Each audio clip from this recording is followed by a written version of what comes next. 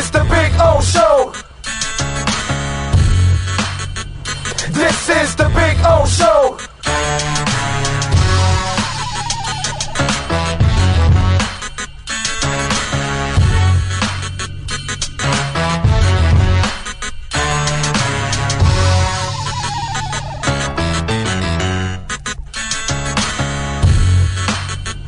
This is the Big O Show.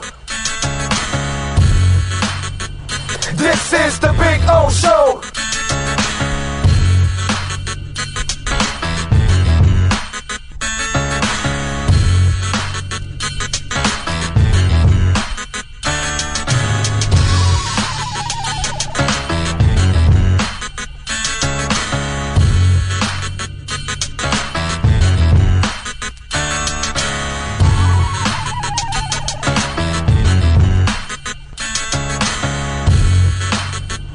This is the Big O Show.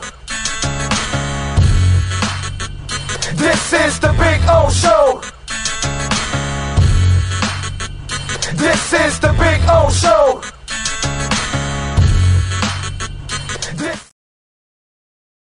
There's no need to drive around South Florida wasting valuable time looking for a new or certified pre-owned Acura. Go to the #1 volume sales dealership in the Southeast United States. Craig Zinn's Acura of Pembroke Pines. Purchase with pace and space in a dealership tailored to your needs. From home buying to providing that personal touch. Contact the 2020 Satisfaction Award winner Craig Zinn's Acura of Pembroke Pines. 888-776-5123. That's 888-776-5123. Or visit them at 15601 Pines Boulevard in Pembroke Pines.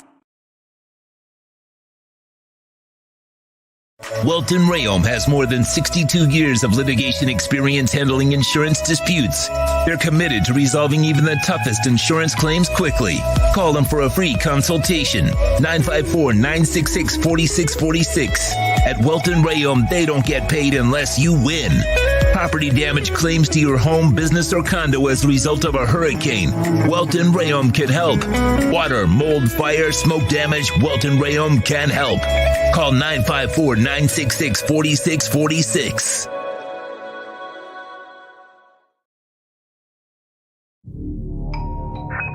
I think I know what this is. Houston, we have a package. Hello? No matter where you are, the Sloman Shield home security system guards your home. With next-gen perimeter protection, 24/7 monitoring, and interior motion sensing. And right now, get a free Sloman Shield security system and doorbell camera, all professionally installed, for free. Shield your world, the Sloman Shield. If you're a Miami sports fan, then there's only one store to go to, and that's Caneswear at Miami Fanwear in Davie. They're your one-stop shop for all your inner Miami CF, Canes, Dolphins, Panthers, and Marlins merchandise. They have hats, t-shirts, game day jerseys, and so much more. Located at 2511 South University Drive in Davie, and open 24/7 online at caneswear.com or innermiamiwear.com. Call them at 954-835-5597. Caneswear, the spot where inner Miami and all Miami sports fans shop.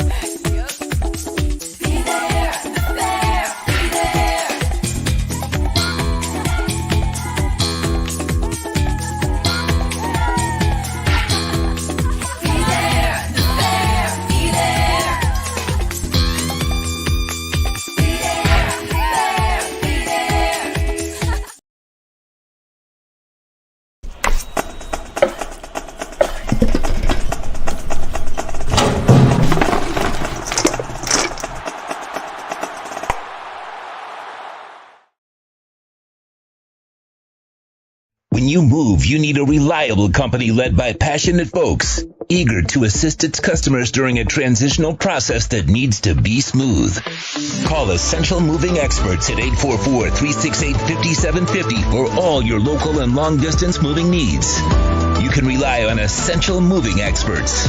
Mention the Big O Show and get $150 off. Family owned and operated, they offer free 30-day storage, full-service moving, fully licensed, bonded, and insured. Moving was never so easy. EssentialMovingExperts.com.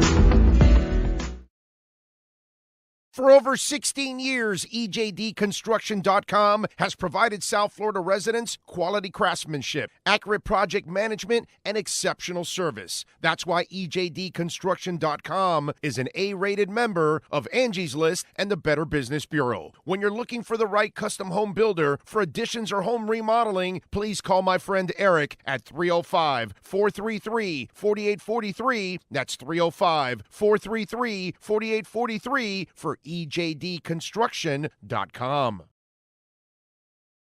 Welcome to Red Light Therapy, a revolutionary technology perfected by NASA to aid in muscle strengthening and recovery. Red and infrared light has the capacity to penetrate deep into the cell's mitochondria, potentially leading to increased energy, faster recovery, and the optimal performance your body demands. Train, fight, recover.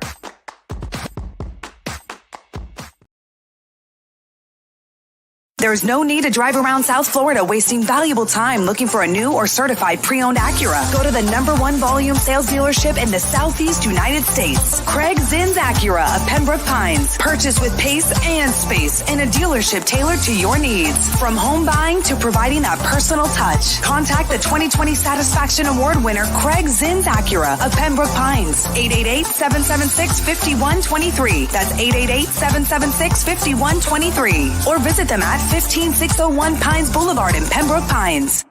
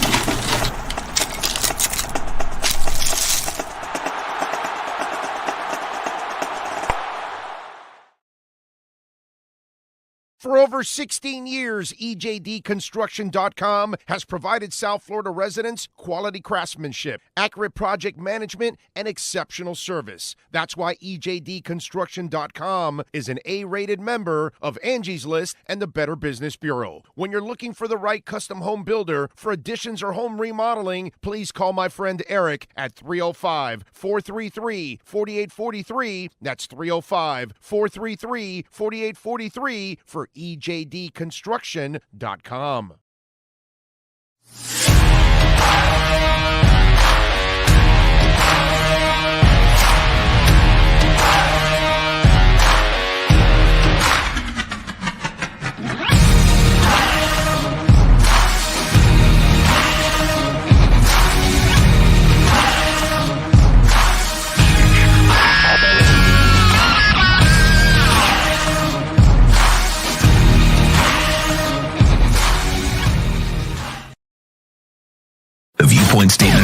views expressed on the following program by the host, guests, or callers are not necessarily the opinions of FantasyAccess.com, Media Group Inc. ownership, management, sponsors, or website. When it comes to South Florida sports teams, very few in the media have witnessed, lived, and covered it like the Big O. Let's start the program dedicated to your favorite South Florida teams with a passion that's unmatched. The Big O Radio Show is on. Here's the Big O.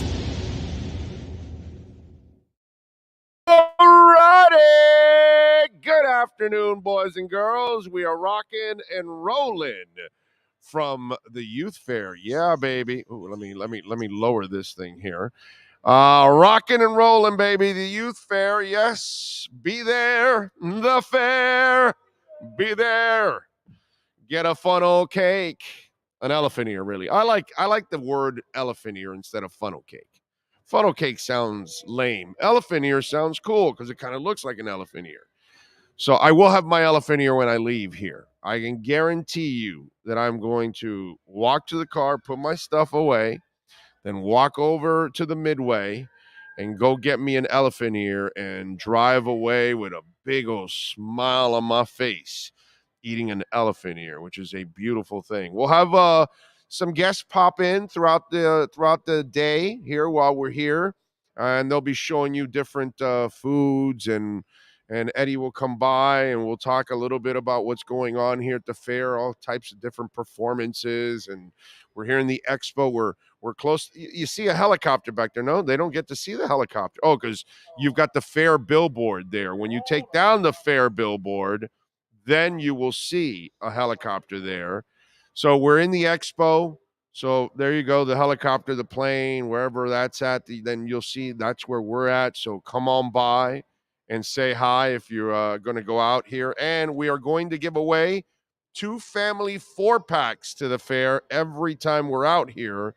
So today, next Wednesday, and the following Wednesday, we'll give away a couple of family 4-packs so you guys can make it to the fair. Oh, man, Alarmo's kind of losing his grip there. There we go. So, yeah, Alarmo might be hanging out with those kids in South Beach getting a little wasted. You know, that's kind of what's going on there. They're going to eventually in South Beach, they will have to boot them out like they booted us out for Fort Lauderdale.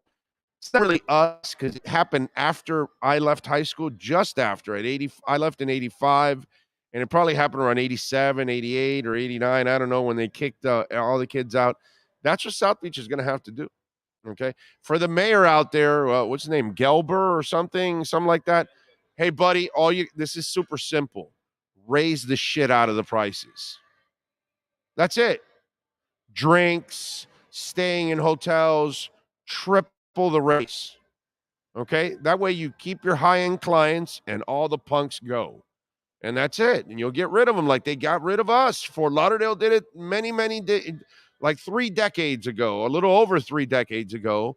They got rid of all the punks too. They got tired. Now, I will say those punks weren't nearly as crazy as these punks.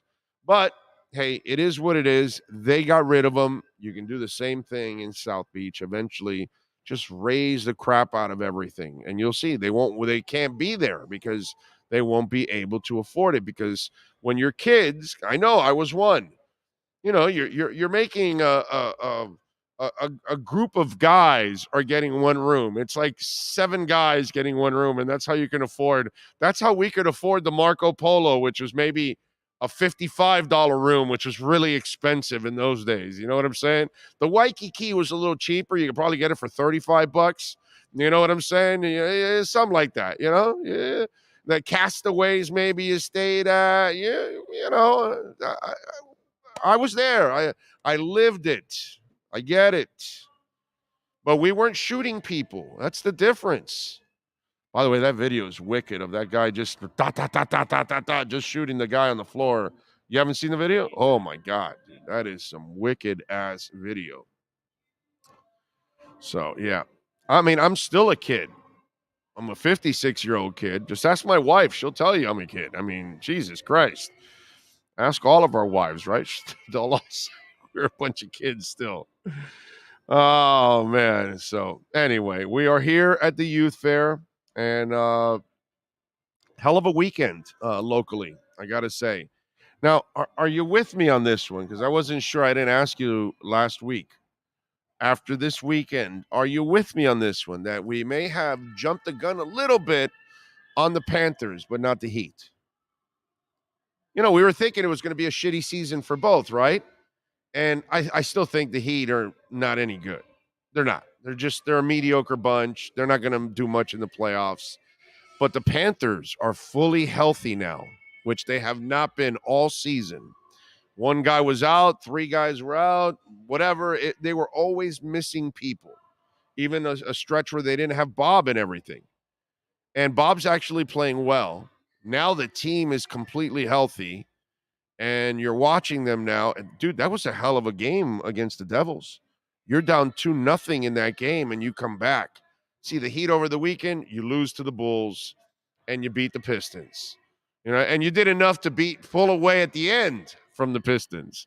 Okay, because the Pistons were making me nervous too.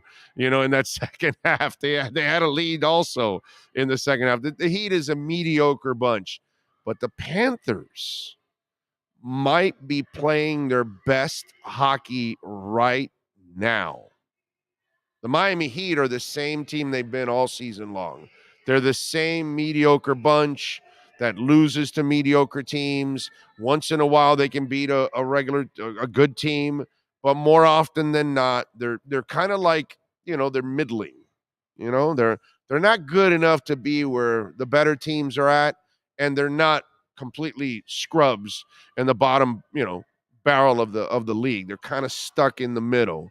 But the Panthers, I'm thinking maybe this was kind of, you know, a new system, new coach, bunch of injuries. Maybe we jumped the gun a little bit, including myself, on the Panthers giving up on their season. If they sneak into the playoffs, I think it's the kind of team that you don't want to face right now. So you agreeing with me on this one that maybe the Panthers are one that we have a little bit of hope of making some noise in the playoffs? I'll go with a little bit. Right? A little bit of hope. Now, you don't have no hope for the Heat, right? No hope for the Heat. No, the Heat, I have no hope for. Yeah. I'm just douse them with the hose. Yeah, I'm with you there. Trey Turner is a beast. I guess you're going off the World Baseball Classic. I find the World Baseball Classic to be this like interesting subject that has all kinds of layers, right? There's the political layer, of course, that happened yesterday with the whole Cuba performance and the people complaining. And I always love the people complaining. It's like, what do you want, bro? Like, if you're a former Cuban, right, that you came from the island, or you live here and you know people that lived in Cuba, experienced it all, what do you think those players are doing, bro? They're just trying to survive in a communist state. They're trying to play some baseball, make a little extra money for their families. Maybe they can escape or something. Like, what is it? I get it. You don't want them to be here at all and you're protesting them. But I mean, seriously, what are we doing? You know what I mean? It's just baseball. It's just a bunch of guys that live in a prison on an island, because that's what you do. When you live in North Korea or in Cuba or in Russia, you live in a prison. Okay, basically. So you got the political part of it and all that gibberish going on. And then you've got, you know, the dynamics to this whole World Baseball Classic is so interesting, right? Then you've got Americans who don't give a shit about the World Baseball Classic. They don't care about the World Baseball Classic. In fact, not all the best American players even go to play in the World Baseball Classic every time it rolls around, because they just don't care. Why? Because we have the World Series. That's, you know, in our snobbish ways as Americans, we don't care about that title. Our title's the one that matters. So that's the attitude, right? And then who are the countries that really care about the World Baseball Classic? The Hispanic countries. Well, look how it's developed right now. Okay, can you imagine if Japan beats Mexico tonight at 7:00? Then it'll be Japan and the USA, a country that doesn't really give a shit about the World Baseball Classic. And all the countries that cared about it, Puerto Rico, Venezuela, Dominican Republic, they didn't make the finals. It's the weirdest thing. The people that actually care the most about it are not going to be participating in the World Baseball Classic. It's weird. You know, you can talk to a whole bunch of your friends. Hey, you watching the World Baseball Classic? No, dude, I don't care. Right? You talk to some of your Hispanic friends and they're like, oh man, I can't. It's the best thing in the world. It's great. It's the greatest thing since sliced bread. The emotion. It's like a soccer game that ran into a baseball game, basically, right? Because you don't even see this kind of emotion in regular baseball. Like, there's passion when you go to a Yankee and a Red Sox game and all that, but like that, no. It doesn't exist. It's like a carnival. You know what I'm saying? A carnival in a baseball game. It's awesome. It's fantastic. It's really fun to watch. But it's just so weird how the opinions and the dynamics of it and the politics of it, it just has so many different layers to it. And it's one conversation or another. It's the political side of it.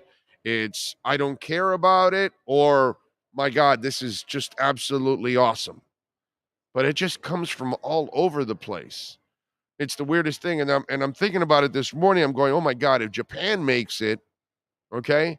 And I don't think Mexico has even a fraction of the passion that Venezuelans have, that Dominicans have, that Puerto Ricans have. They are passionate about this thing, dude. Like, they want to win this badly. This is like big time pride for them. You know, it's just, it's a weird thing, man. Like, how many people do you talk to that actually watch the World Baseball Classic? Here we go. Yeah. 0. I knew that was coming. And how many of you can say the same thing, right? It's the weirdest thing, dude. It's the weirdest, and it is fun.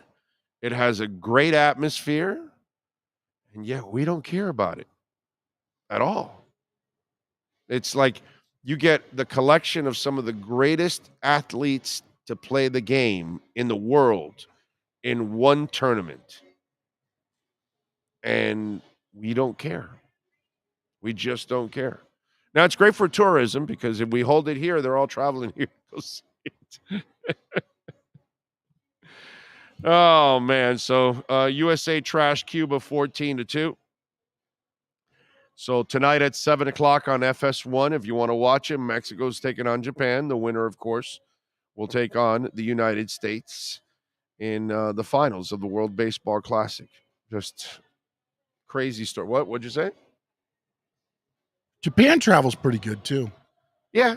But they just have they're different on how they celebrate. They're stuff. They're not gonna party we used like to have Puerto the Big Ricans, League World bro. Series in Fort Lauderdale at Floyd Hall Stadium where we played. Yeah. And we had the big grandstand, which but they filled it up and they had the drums going.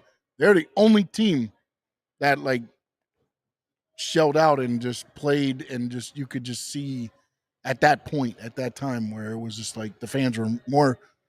Sometimes I thought the fans were more into it than what the Far East team, because they called them they represented the Far East at that time. So. Right. It's just I just found it so weird how it's such a weird. It's just a strange dynamic, and it's just, God, it's so odd how that tournament doesn't really get the support it deserves, doesn't get the respect it deserves, and it's just odd, man. It really is. How there's groups of people that just absolutely love it, and then there's just others that could care less if it even existed. Daniel Lasry. Daniel Lasry. Where's Ira? We said it, 4 o'clock, bro. 4 o'clock. So you got a while till Ira joins us here on the show. All right.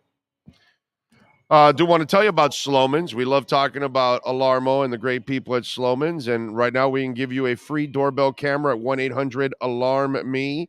That's 1-800-ALARM-ME, folks. And when we talk about that doorbell camera, I love it's kind of the peace of mind that you get, because when you're away from the house, whoever rings the bell, you're going to know. If you're in the home, somebody rings the bell, you're going to find out. You just look at your phone. You don't even have to go to the door. Somebody's delivering some food. You're on your way home. Tell them, hey, leave it right there. I'll be there in a minute. Thank you very much.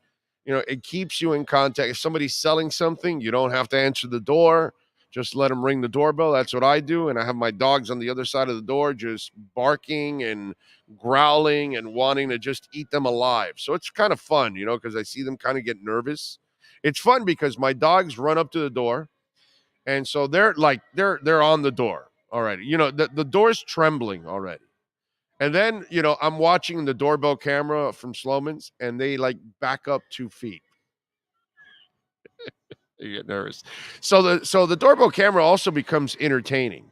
But when you use our professional installation, our low-cost central station monitoring, you're also going to get an LED touchscreen pad, a motion detector, 3-arm doors, and a backup battery. 1-800-ALARM-ME.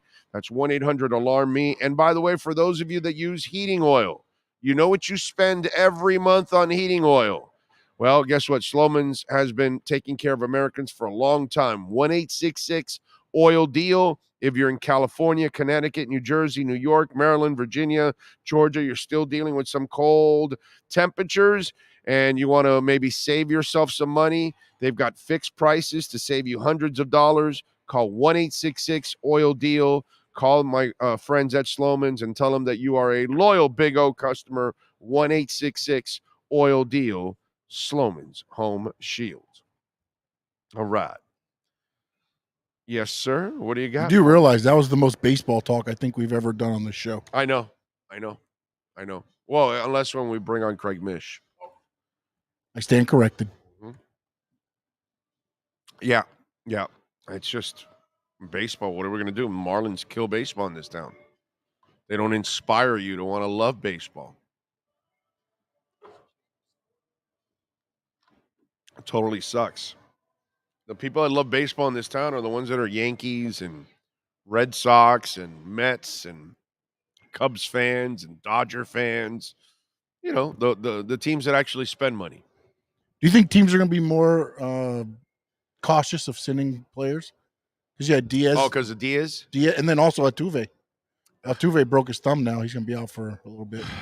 The problem you have with that is that it's kind of like soccer, that it means something to them. Yeah. And so now you're going to piss the player off that he can't go play for his national team. So that's probably where you're going to have a problem with that stuff. And it's not in the contracts. So now you're going to have to add them in the contracts, and the players, you're going to have to negotiate that. And a lot of these players, you're not going to tell – I can't see you convincing a Dominican, a Puerto Rican, or a Venezuelan player that you can't play in the World Baseball Classic. I don't think you can do that. You know what I mean? Mm. So it's the American players, you might be able to get away with it because initially they're like, oh, really? I don't have to go. Great, bro. Thank you very much. Appreciate it. But certain countries, they take that shit serious, dude. Yeah, there was an article where they had to enrich what they were offering to the American players to go there and play. Yeah, they're already making money, bro. They don't need it. It's just that they play in the MLB where they have the World Series. So in their eyes, this is the grand prize. That to them, winning the World Baseball Classic trophy is nice, but it's not the World Series, bro. That's the way they look at it. It's a very snobbish approach to it because you don't want to look at the international tournament and look at it seriously when it should be, because the best Puerto Ricans are playing and the best Dominicans are playing and the best Japanese players are playing, and they're taking it serious. But again, it's really an odd thing that goes on with the World Baseball Classic. Someone is watching the WBC because all the other games are sold out and ticket championship games are $500. Well, yeah, they're going to it, Nico. But is the television ratings really anything to write home about in the U.S.? See if they have any ratings for the World Baseball Classic, because I can't imagine that in America you're getting great ratings. You know what I'm saying? It's just baseball doesn't even get great ratings in America. What do we got? Because you sounded like you were pleasantly surprised there. They have broke records.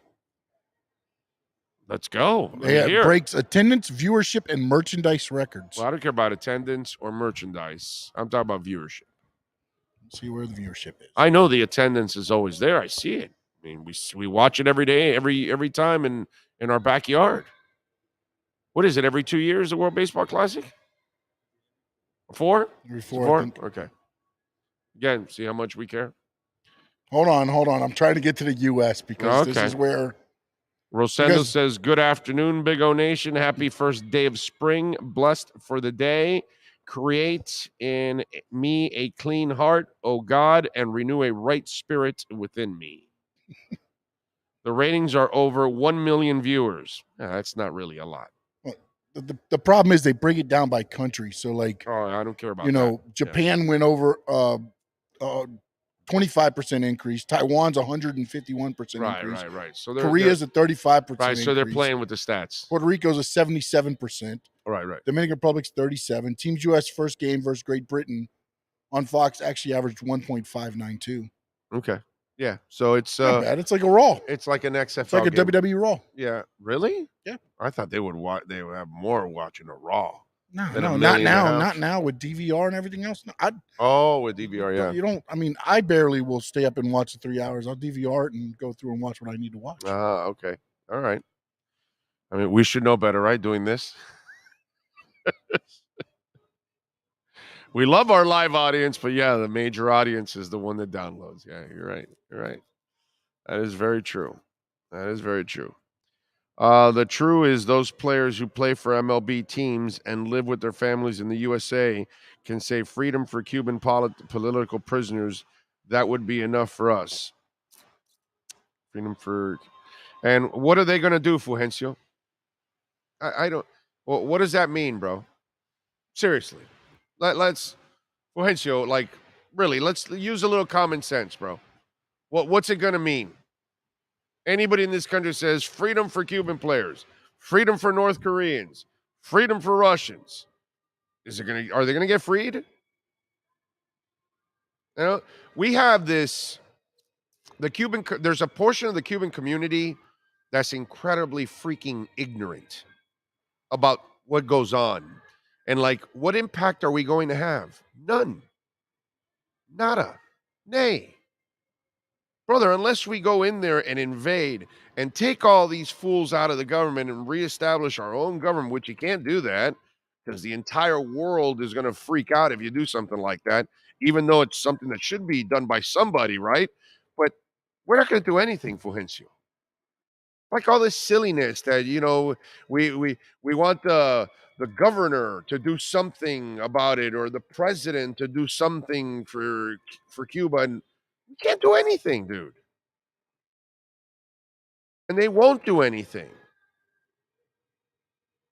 So saying something, what is that going to make you feel any better? Because that doesn't do shit. Not exactly sure what you want, man.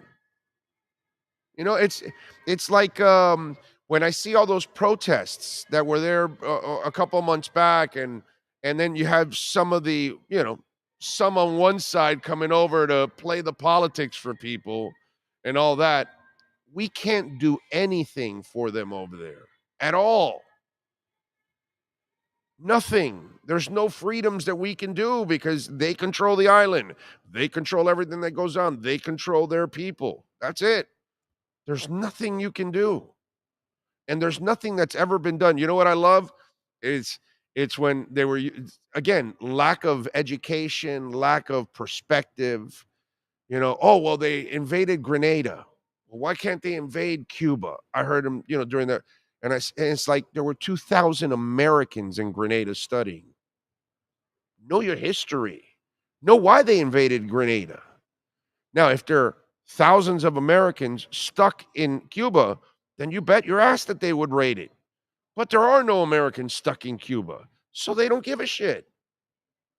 So whether it's Bay of Pigs, whether it's the 1980s, because I was one of those fools out in Versailles and out on the street and all that, and freedom, freedom, freedom, and nothing comes from that because this government's not going to do anything unless their people are stuck somewhere. Okay? You're going to get more reaction. Watch this. You're going to get more reaction from the American government on Americans being kidnapped in Mexico than you ever will in Cuba. Fuencio.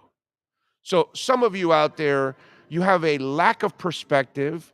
You have a lack of knowing your history and knowing what goes on. And yet you just continue to ram your head into a wall thinking that something's going to change when politically it cannot change. Okay? So unless the people within the island find a way to change it, that's the only way a revolution changes. It has to come from within. And nobody in the U.S. government is going to change a goddamn thing. But you go ahead and choose sides and blame sides because it's ridiculous. It's embarrassing, to be quite honest. Okay? It's like people don't learn, bro. They don't understand shit about what goes on. So American players or anybody saying freedom for Cuba, that doesn't mean shit. It doesn't do anything for anybody. Sorry, but that's the brutal honesty. If you can handle it, fine. If you can't, take it easy, Al. He's heading to Versailles. There you go. Un cafecito para mí, por favor. Un cortadito. It's just ridiculous, bro. And then you got one side pandering to the Cubans, and they're so naive, thinking that, this Republican's going to do something. They're going to do anything. Nobody's ever going to do anything because they can't.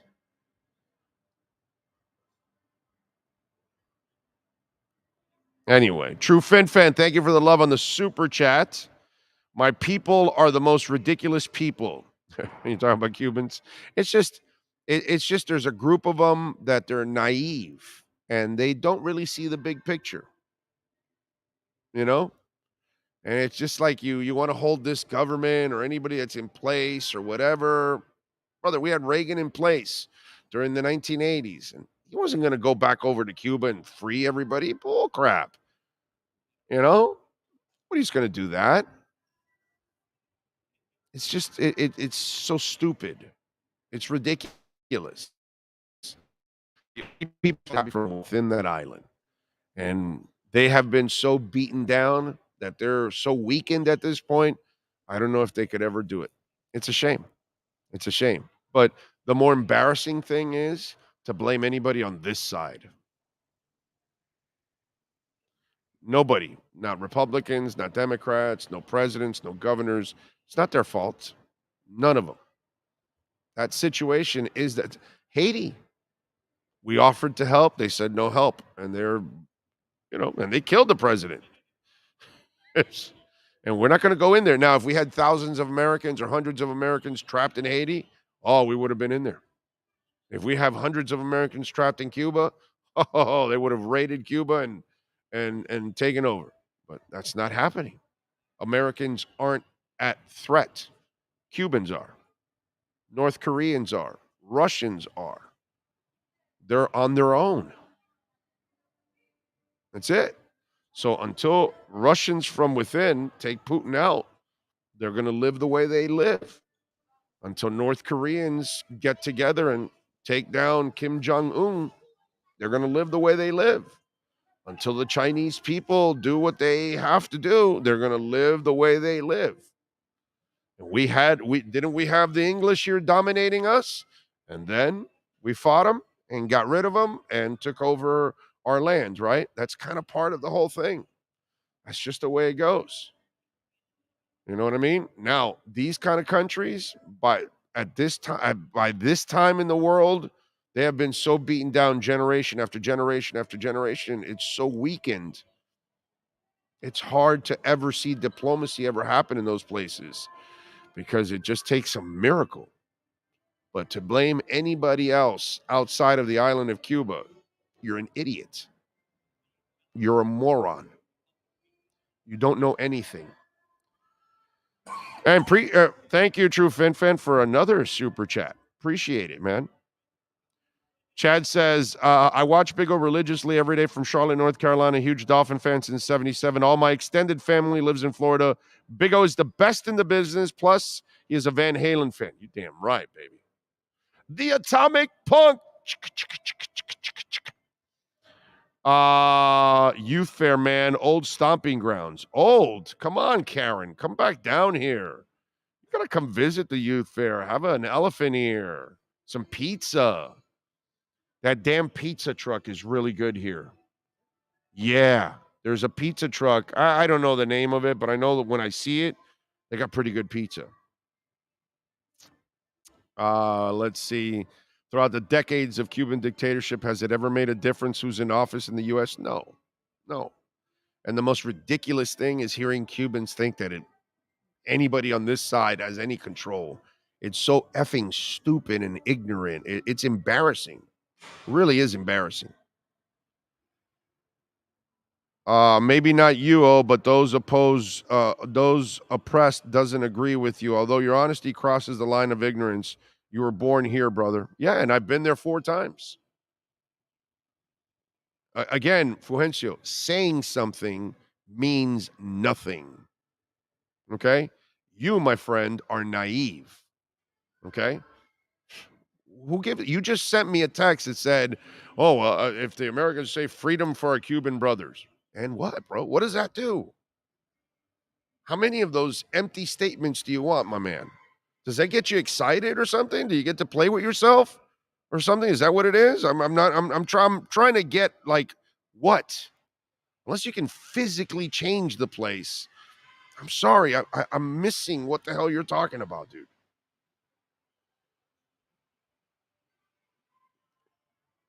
Anyway, Frankie Fresco says, tell the youth fair to have some wrestling. That'd be pretty interesting. A little wrestling action here at the fair. NXT used to do the fairs. They've stopped. Oh yeah, they stopped when they went big. No, when COVID hit, they stopped. Okay. Up until that, they were doing. I don't know what the difference is now, but they were doing them. Okay. All right. Let's see, what else do we have? I'll probably take my kids next week to the youth fair. Good. Well, maybe you can win a family 4-pack, Eugene.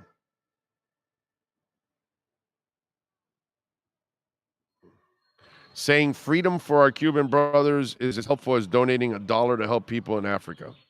No, actually, donating $1 to help people in Africa is a lot more productive because some of that money gets there. You know what I'm saying? 20, 50, 60% of it gets there. Saying freedom for our Cuban brothers means nothing because those people in that government don't care. They don't care about the Cuban people, and they'll keep, keeping them down. Come on. Let's grow to have a little,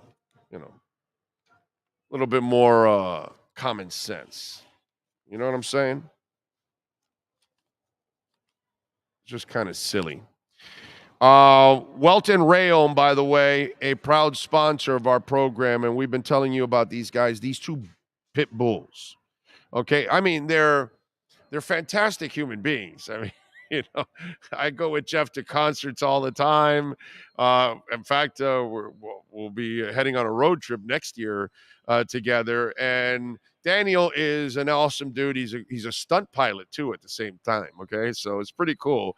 They are in Hollywood and they service all of the South Florida area, even down in the Keys. They have an office in the Keys. Listen, folks, if you've gone through homeowner property damage, which we had that, condo damage, criminal defense, business owner claims, commercial litigation, personal injury, bankruptcy, Wilton Rayon can help you out. They will crush those insurance companies, okay? One of our listeners came down from Orlando to go meet with them in Hollywood. You don't have to do that. You can just pick up the phone. Even if you live in Orlando, or if you live in Naples, or if you live in Tallahassee, or you can just pick up the phone and dial 954-966-4646. You don't even have to be there for a free consultation. So I'm telling you, 954-966-4646. You need the guys that are going to stand by you. They've got their own adjusters. So when something like this happens, I'm not talking about bankruptcy or criminal defense, but if you have property damage, condo damage, business owner claims, commercial litigation, those kind of things, they have their own adjusters. Yeah, Wilton Rayon has their own adjusters. Cars, homes, businesses, they have them, and they will send them out right away to protect you, because the insurance companies will send their adjusters. And guess who they're working for? The insurance companies. They're not trying to make you happy. They're trying to make the insurance company happy. Okay? Put it this way. The adjuster that came out to my house, he adjusted about 1/5 of what we got. 1/5. These guys got us 5 times the amount that Progressive Insurance was offering us, because they weren't even willing to fix it the way it was supposed to be fixed. That's what these insurance companies do. They love to collect your premium, but they hate to provide service. Call Wilton Rayon. Trust me, anywhere you're at here in Florida, pretty much. 954-966-4646. Pick up the phone. Save it on that cell phone. If you have any of these issues ever happen to you, you're going to need Jeff and Dan.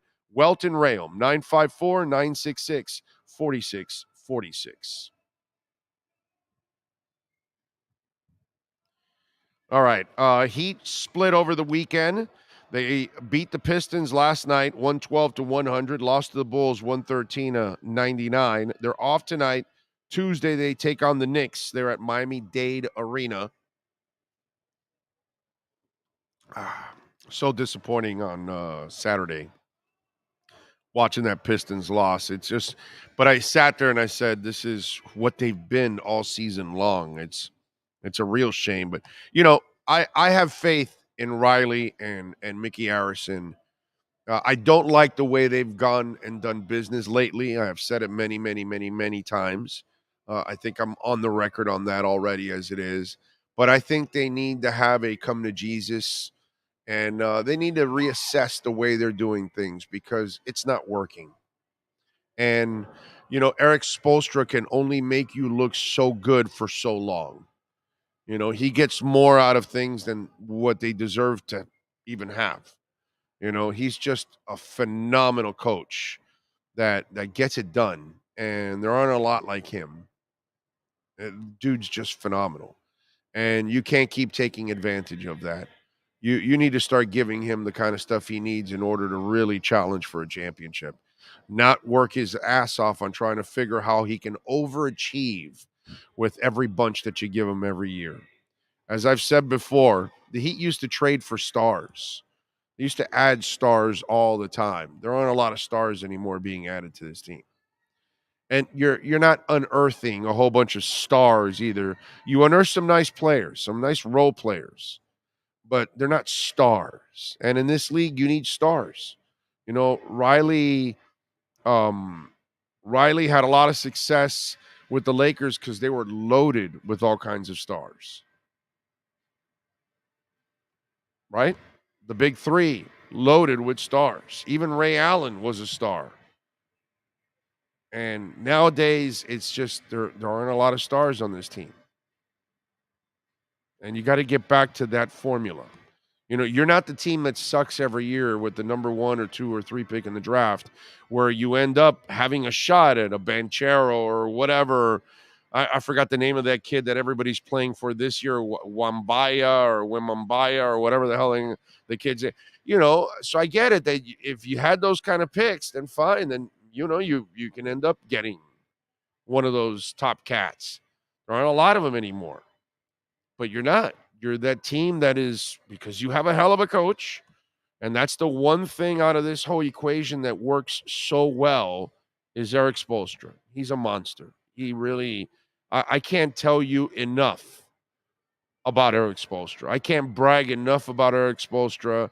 I can't tell you how much I kind of feel for Eric Spoelstra now that he is working his ass off with all kinds of teams, and they're not giving him what he needs in order, to challenge and to try to win a title. The other day, I think it was last night. It might have been, or maybe the night after the loss to the Bulls. But he was like saying, it was last night. This is going to be hard, and that we have to then embrace this challenge. I already know this is going to be hard, and I've embraced this challenge, and I've told the players. And in a way, that's almost like telling me, yeah, I know my front office doesn't give me enough, and it's going to be really hard, but I've embraced that challenge. Because God bless him, dude. Erik Spoelstra, he always says he has enough. He never complains. He never points fingers. Not that he should publicly. Behind the scenes, I hope he's mother effing people in the front office. Seriously. Unless he had a decision in some of these guys, then he buried himself too. But the way they're doing business now is not the way that's going to get you a title. You almost pulled it off in the bubble because of the scenario and everything else. That team was playing with incredible confidence, and they had a shot, I got to admit, against that Laker team. If Bam and Goran never get injured and they're on the groove that they were in, they had a shot, man. I have to admit. That's one that I will sit back and I will always wonder about that series with the injuries. Just like, the University of Miami, that second year with Coker that he probably should have won the title again. Same thing with the referees and the 2-hour late flag that they threw in the end zone. That kind of shit. I'm always going to live with that one, just like you all will. But in general, it's just these teams haven't been good enough. It's just that Erik Spoelstra is an absolute badass. So we'll see what happens with the Knicks on Tuesday night. We'll see if they can get over the hump there against the Knicks. Tweet out a pic of the pizza joint when you get there, please. I'm going Saturday. I will. Eddie is in the house. What's up, man? You want to sit down? Sure. Let's have some fun. Let's go. Now we're going to get Eddie's camera on here. Have a little fun. I have a face for radio. I have the face for radio, not you. That is very true. Okay. Eddie Cora is in the house. How you doing, my man? You doing good? I'm doing awesome. The gates are open. People are here. I mean, could it get any better? No, and we met the lovely Michelle. So she was very nice. Came over and took care of us. So it was good. If there's one person that I can say is busier than me, yeah, she is. Oh my! And when you come out here and look at the theme and the marketing and see what Michelle, Iris, and their team did, I mean, it shows. It shows they did this for the community, and it's great. Community's been responding. Yeah, no, definitely. I mean, and you've done a marvelous job of growing this thing every year and all the different things going on. When I was young, did we have this many expos? No, right? We didn't. No, actually, did we have this many buildings when I was young? When you were young, when we were young. When we were okay. By the way, we're still young. Darn it! I refuse to give that up. But yeah, we actually had. There were years we'd have 60, 70,000 projects. And but buildings. Oh, the building? No, actually. Yeah, because it seems like there's more than what we had back in the what's day. The latest here? I think from our high school days, right? The Fuchs, where the ice show is, right?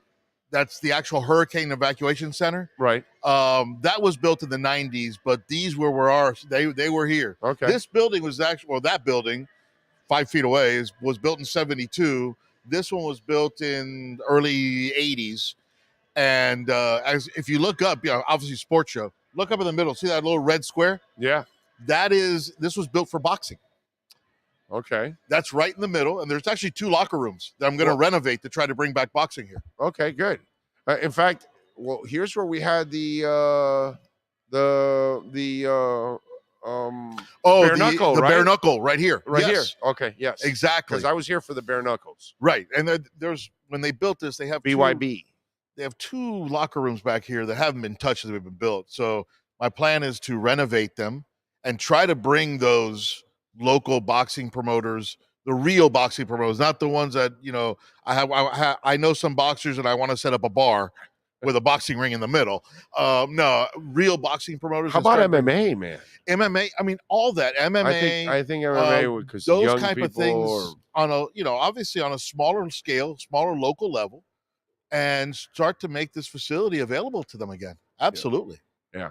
Because MMA is another one that I think would be absolutely enormous. I mean, enormous. it's huge. So let's take advantage of the facility that's here, and Right. let's do it. What's the local wrestling that the CCW? Oh, we got to get them in here. That's it. We got to get them. He's a former pro wrestler. Really? Yep. Interesting. Yes. I grew up, elementary schools. I was in Atlanta, Georgia, with the old NWA, back with Gordon Soley, Georgia Championship Wrestling, Mr. Wrestler #2.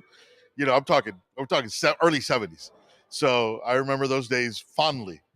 And it was funny. They used to talk about the Leon County Civic Center all the time. Yeah. And it was only like 3 years ago I'd ever gone to Tallahassee. And I'm in Leon County. Right. This is the Civic Center. This is where Gordon Soley was. Right. So it was always, it wasn't where Ric Flair and those other guys, it was where Gordon Soley was. Right, yeah. Okay, that was his show. Yeah. They were on his show. He was a man. Yes. He was a man. Rest in peace. Going from the fair to wrestling. How do we do that? Okay, I love that. So what kind of events are we going to have at the fair this year? Well, the thing we've tried to do in the last few years is get away from these really big concerts that cost a lot of money and take away from our mission, but they really don't bring the people in, and start giving the people the entertainment that they wanted. So the staples are still here. The circus and the ice show. And being that the theme is World of Fun, both are themed that way. We have acts from around the world in the circus, and the ice show is themed and choreographed for world travel. And then we have our parade every day at 6:30, which, I guess because I'm so into all the other stuff in the fair, I walk around and I'm always asking, man, why are these people sitting down? Why are they just hanging out? What are they waiting for? Then I look at my watch going, oh, the parade's it's almost like Disney parade. Right. When people bring their lawn chairs and sit down, and you're trying to figure out why. Right. Oh, that's right. Parade route. Right. And, that parade has been wonderful. Michelle and her team has done a great job with it. Every night. We didn't have a parade when we were young. No. When you had the parade? Would you have wanted a parade when we were young? No, but I'm just saying. The parade actually started, I want to say 15, 18 years ago, and it was going on for a while, and then it went away for a few years. And then last year, the team came to me and said, we want to bring back the parades. We think we can do it right. Because like anything, we try to keep a standard. We don't want to try to throw out a couple floats out there that look like you're driving on the back of a Chevy. We wanted to do it right. So we called Kearns, the one that builds the Gasparilla floats, the one that builds the Mardi Gras floats, who we used in the past. Okay. And we said, we're going to do it right or we ain't doing it. So the parade's every night at 6:30. People say, do you throw beads? No, we do not throw beads. We gently toss beads underhand at people. Now you've gone through the full training of what it takes to get on the float. You gently toss beads underhand. Yeah. In New Orleans, we throw beads. You throw beads for different reasons. By the way, you don't have to do that here to get beads. No, you don't have to flash? No, we don't have to do that. No flashing. Now. It's a family event. No flashing. No, thank you. Sean, no flashing. Thank you. You will get every beads time I thrown take to Sean somewhere, he's got a flash. So, yeah. Yes. So. No. We gently toss them underhand to you. There you go. You don't have to come up to the float. But every night, it's great because I get to hear from my office every night. I try to be in my office. We have dueling pianos. Oh, yeah. I was told about that. Oh, my God. Dueling pianos presented by Baptist Health, which is phenomenal. And this is a guy that we used to have on a mobile piano around the fairgrounds. Okay. And then they came up with this show. So it's just like your typical, remember Howl at the Moon? Right. Yeah. That kind of stuff, they are phenomenal. And then he comes back at 10 o'clock. One of them, Blake, comes back at 10 o'clock and does a Billy Joel, Elton John tribute show. I went to that tour. Oh, wasn't that a great tour? Oh my Until God. Elton John came out in the leather watermelon outfit, and I was like, I can't unsee this. Yes, that was a great show at the old Joe Robbie Pro Player Land Shark Stadium. Exactly. That era. Yes. Now we all say Hard Rock, so we all know what it is. Yeah. But back then it was the name of the day. Yes. But he has an incredible show every single night. And between the dueling pianos and that can't be any happier. We have the extreme pogo show, and these guys are just flat out crazy. Like the pogo stick? Like pogo stick, and they're jumping, doing flips, jumping over stuff. Okay. And I laugh because they're wearing helmets. I'm like, dude, from that height, it ain't gonna matter. But they haven't slipped yet. They have landed every jump so far, so it's pretty really talented guys. But I mean, you better be on that. And there's a lot of stuff to do at the fair, and the best part about it, all of that we just talked about, is included with the entrance ticket. Right. There's no add-on ticket for entertainment. Other than buying ride tickets, you come in here and everything in here is yours. Right. Go enjoy it. That's awesome. Unlike other events, there's no upselling, and we're not nickel and diming you. We really want a family of four to come in here at an affordable price. I mean, I have a family of four. You've got a family. You know how expensive it is to go to places. Yeah, it is. We want them to come in, on certain days you can get in here for under $24, a family of four, under $20 on Wednesdays. On the next 2 Wednesdays. Yes. Not spring break, but the last 2 Wednesdays, $5. $5 Wednesday. Family of four can get in here for $20. You can't get in the movie. You can't get 2 people in the movies for $20. No. And then you get all this entertainment. You really do. And we really try to make sure that you get the value for the dollar you're spending. That's most important to us. If we're not providing the value, then we got to go back to the drawing board and figure out what to do. Our guests, we're not the Disney crowd. We're the hardworking blue collar guy. And we want to make sure that the dollar you spend out here mattered. And you're making the memories with your family. And that's all that matters to us, really. I'm with you there. All right. I like it, man. And then the food, of course. I know that you guys are going to bring by that Cuban sandwich. What's it called? Yeah, only the fair could take the iconic Cuban sandwich and turn it into the Miami funnel cake Cuban sandwich. Only the fair can do this. The only ones that can get away with screwing with this Cuban sandwich. That's like sacrilege in Miami, but it's delicious. And if you like guava or mango, they'll drizzle it on top of the sandwich. Okay. And by the way, if you eat it standing up and walking, there's no calories at all. There you go. That's what I was told. That makes. I read it on the internet. That makes a lot of sense. Yes. Well, if it's on the internet, it's the law. Right. So I read it on the internet. You walk around, you eat it, there's no calories, so you're fine. But it is delicious. The other fairified food, we deep fried a milkshake. I don't know how you deep fry a milkshake. I can't even come up with the concept of deep frying a milkshake. But we have a deep fried milkshake right outside this building. Very first stand in the middle. Did you try it? I have not. I'm getting there. I'm working my way around the midway. I have, there's a method to the madness. This is not a Burger King body. Okay, there's planning. When I get off at 5, or actually a little after 5, because Kader Kohu from the Dolphins is joining us at 5. Oh, cool! But after Kohu, and I leave, I'm grabbing my my elephant ear and going home, nice and happy. You like pickles? No, but he's the guy. Pickle lemonade. Yes. I mean, I'm not a pickle guy. I haven't tried it yet, but it is all the rage in the country. I don't understand the rage, but then again, I don't understand a lot of things. Right. But so don't go by me. Pickle lemonade. Pickle lemonade. They take regular lemonade. Nasty. They take regular lemonade. They take the brine from the pickle jar. It's fun. It's the only thing out here where the actual pickle is not used. Right. It's like it's like the throwaway. They buy it for the juice, and then they cut up a little bit of pickle and put it in there. Okay. So it's pretty cool. What else we got? The Garcia sausage bowl is very good. The Mexican street corn pizza, chorizo jalapeno pizza. Ooh, my wife can eat that one because once it says jalapeno, I'm out. You're one of those.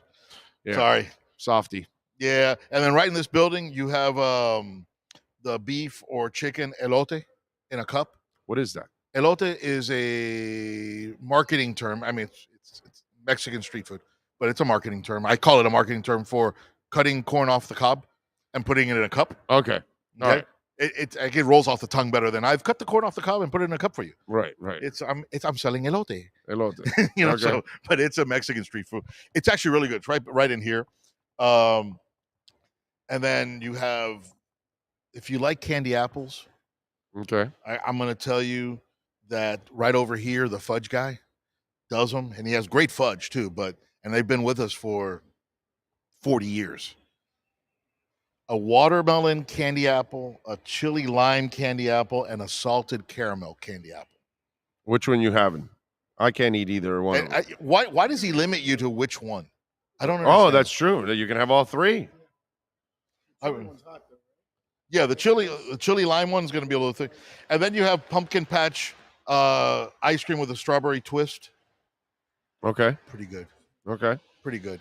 I mean, that's out there by the big observation wheel. Mm-hmm. I mean, you get our fun guide, and to eat all this, you either got to be here all day or come a couple times. Yes, that's probably what it is. A couple times. But I can tell you, it is really, really good. Miami Cuban funnel cake sandwich. That thing looks very interesting. Go figure that one. Yes. Yeah, and the Wizard's deep fried milkshake is what you were talking about. Uh-huh. Oh, by the way, the bacon pineapple burger. See, that actually sounds pretty intriguing. That's the same guy that had and he still has it on his menu, the donut burger. Mm-hmm. Oh, so he's the guy, the donut burger guy? Yeah, he's if you just come out the building, when you come in through the front gate, make a left. Right. He's right next to the bar. Okay.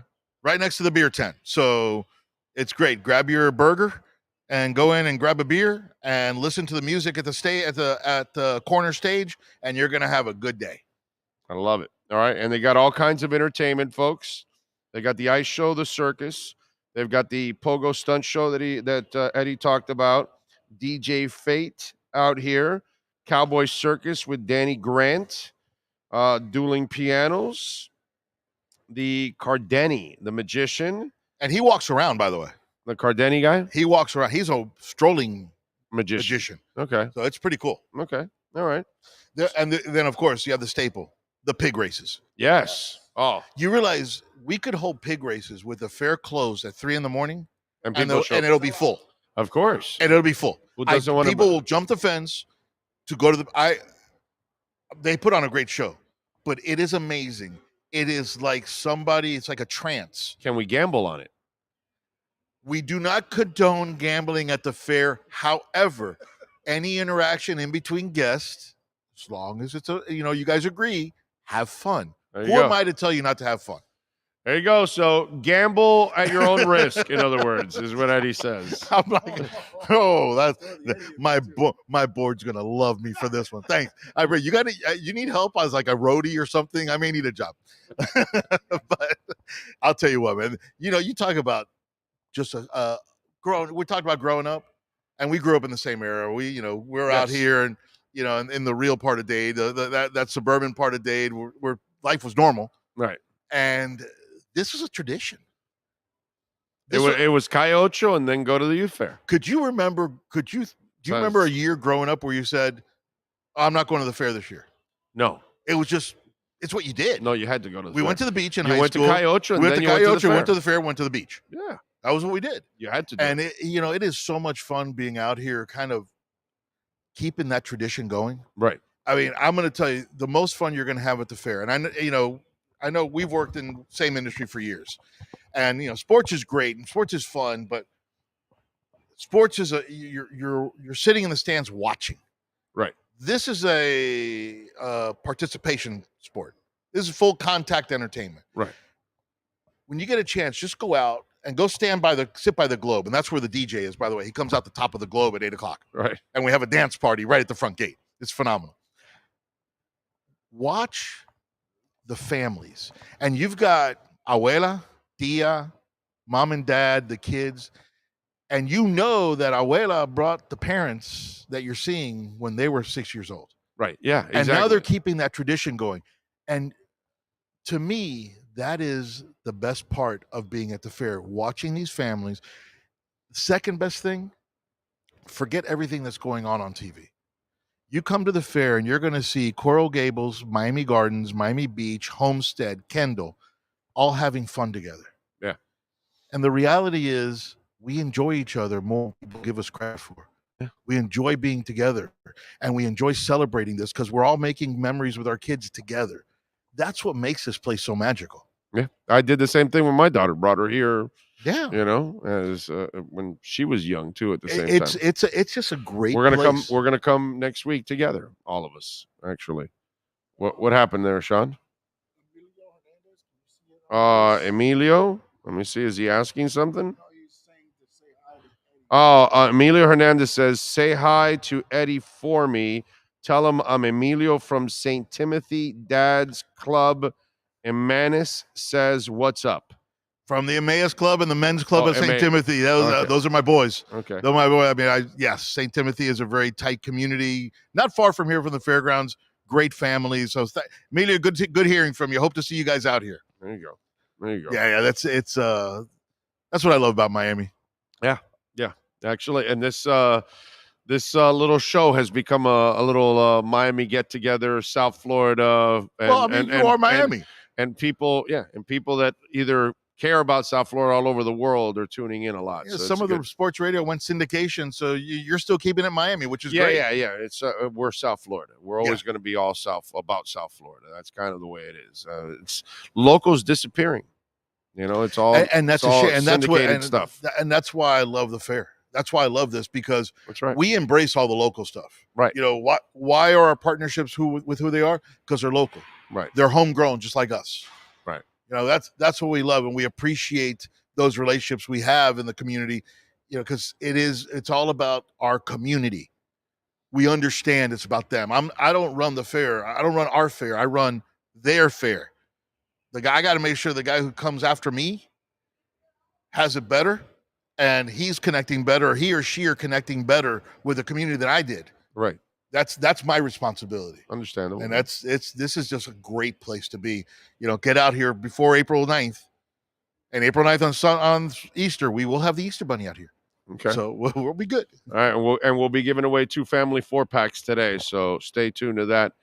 Eddie, appreciate you, brother. Appreciate you, and thank you for supporting the platform. We've been wanting to do this for a couple of years, but we got the pandemic in the way. And although I still bless you for the pandemic, because you kept the food alive, and I was able to come get my elephant ear. That was, every weekend. If you got to still have a second, I mean, when we weren't able to open in 2020, obviously it's devastating. But I say community a lot, and it really means something to us, because we were told that, that we need to do something's happening. Nobody knew what was going on back then, but something was happening, and we needed emergency response facilities. That's what this is, actually. Right. Also, we cleared this place in 7 days. If you would have been here on March 19th, 7 days after we weren't allowed to open, you wouldn't known anything happened here. It was an empty field. March 22nd, a field hospital rolled into this place. They used our barn. They retrofitted the tent that we use for the animals. We got everything out, cleaned it, put a floor, put walls, put AC, and it was a field hospital for 250 beds. April, a week and a half later, April 8th, we had a test site here. And a few 100,000 tests later, we stayed at test site for a year and a half. But in that, we had to help out some of these vendors out here, because they had bought all this food.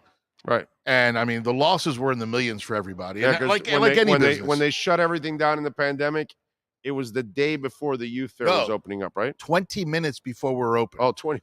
We had kids at a field trip at the gate. And, hindsight, they made the right call. And it was the hardest call. The mayor at the time, I know it was one of the most difficult calls he had to make. I understand. I respected that. And hindsight, given what we knew then, the information we had then, it was the right call. Right. Okay. So nothing, no ill will there.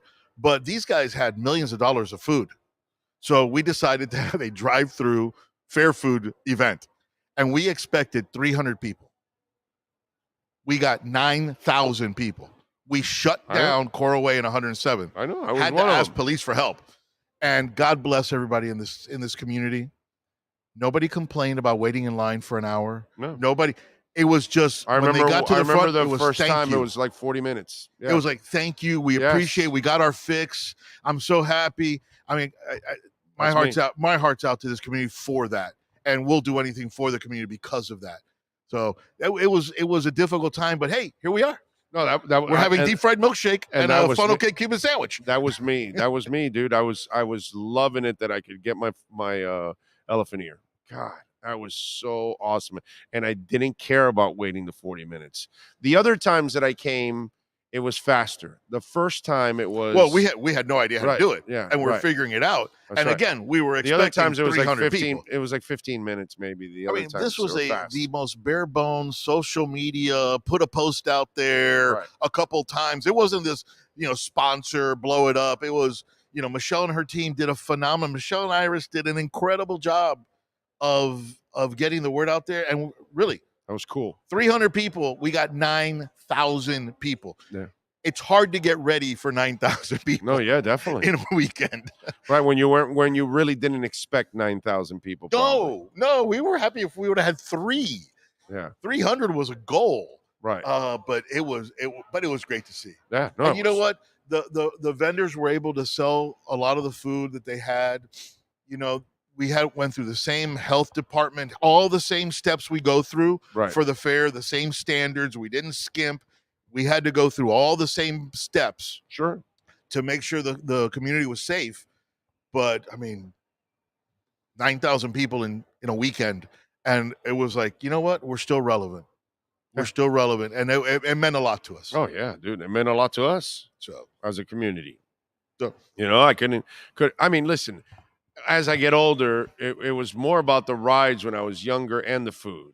As you get older, it's more about the food than less about the rides. Okay, I'm gonna give a hint out to I'm gonna give a hint to the high school boys and girls. Okay, the Himalaya, the Polar Express, the Alpine Bob. Just so you know, your girlfriend always sits on the inside. Yes, and you sit on the outside. Right, centrifugal force. Right. Okay. Right. I don't care what fight you're in. Right. They always got to come back to you. Right. Yeah. Just letting you know. Yeah. Just a little hint, little tricks of the trade from or, our high school or days. if you're mad at them, let them get the outside. You get the inside, and you crush them. And you crush them. But it's just one of those. I don't recommend that because I've done that. By the way, we don't recommend that. Not the crushing of the girl, but if you went with some buddies. You always crushed the dude that was on the guy that got the outside. You're like, that was not a good move by you. No, not a good move. Especially not a good move guys. because guys will really it's not just the force. We're adding more to the force. And if you really want to come out here, the Sky Screamer, very well named. Okay, very well named. I was impressed always with the dude that could stay on the Himalaya, standing on the outside of the Himalaya for a while until he got off and walked right off. And you're like, bro, this thing's going fast as hell. No, not they don't do that anymore? That wasn't me. Okay, that wasn't me. No, it wasn't me either. I'm just saying the guy that works the Himalaya, there was always one of those guys that can work the Himalaya and stay on the outside of the thing. And it's going fast. And you're like, yo, dude, when do you plan on getting off? And then he just hops right off. And you're like. Next time you come out here, we'll talk about the rides and what it takes to get the rides up here. Okay. Because there's a lot of misconceptions that people see, but we'll talk about what it takes. You know what? We should get one of the guys that builds the rides here. Well, there's not one. There's a bunch. There's a bunch, but well, get me one that can talk. They can all talk, but there's a big. Well, one of these shows you're out here. We'll talk about the rides. Yeah, and I'm what intrigued. It takes to put these up. I'm intrigued. And how many inspections they got to go through and different things. Yeah, it's amazing. I mean, I'm surprised it gets open sometimes. Like, you got to go through how many steps? Yeah. And how many inspections? Right. And how many x-rays and what? Right. But it's that's cool. That's actually a I'll give cool you that thing. Behind the scenes. I think a lot of people would be interested in that. I would be interested in that in the building, because you build and dismantle. To me, I'm always amazed at roadies in rock concerts. that they're, they build up these stages and then they take them down and then they rebuild it again, and I know that nowadays, like on these big stages, they usually have two. So one's going ahead on the next one, and then this one's going on 2 shows later. And they leapfrog each other. Yeah, they leapfrog each other. So I know like here, if you take a handrail off a ride and put it back, stop, the inspector's got to come back and reinspect the entire ride from scratch again. Right. It's amazing. We'll go through the behind the scenes. I'd love to do that. I'd love to interview somebody and ask them about that, because that's a hell of a job to do on a consistent basis. Absolutely. And you've got to make sure you do it safely too. You got to do it right. Exactly. Yeah, there's no second chance. Right. You got to do it right. Right. And that's it'd be nice for the community to understand what goes, so they feel better coming out here. Yeah. No, definitely. Yeah. Definitely. We'll get back to work. All right, Eddie. I appreciate you, brother. Thank you so much, man. Thank you. Thanks, my brother. Appreciate you. Eddie Cora, man. Running the show here at the Youth Fair and proud sponsor of our program. All right, let's do this. Let's take a really quick break here. Let's get ready for hour number 2 from the Youth Fair here in Miami, baby. Back with more on the Big O Radio Show.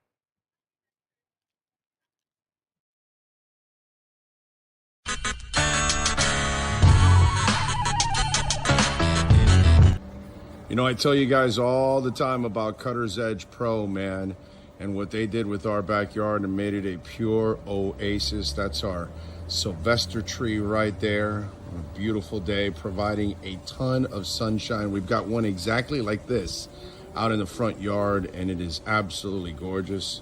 There's Bono hanging around on the artificial turf. What's up, Bono? What's the word, baby? There you go, wagging that little tail. Maiden, there she is. Ziggy. How you doing, Ziggy? There you go. So we got the doggies hanging out. So just want to give you a little, we got some of the trees starting off from this way with the artificial turf.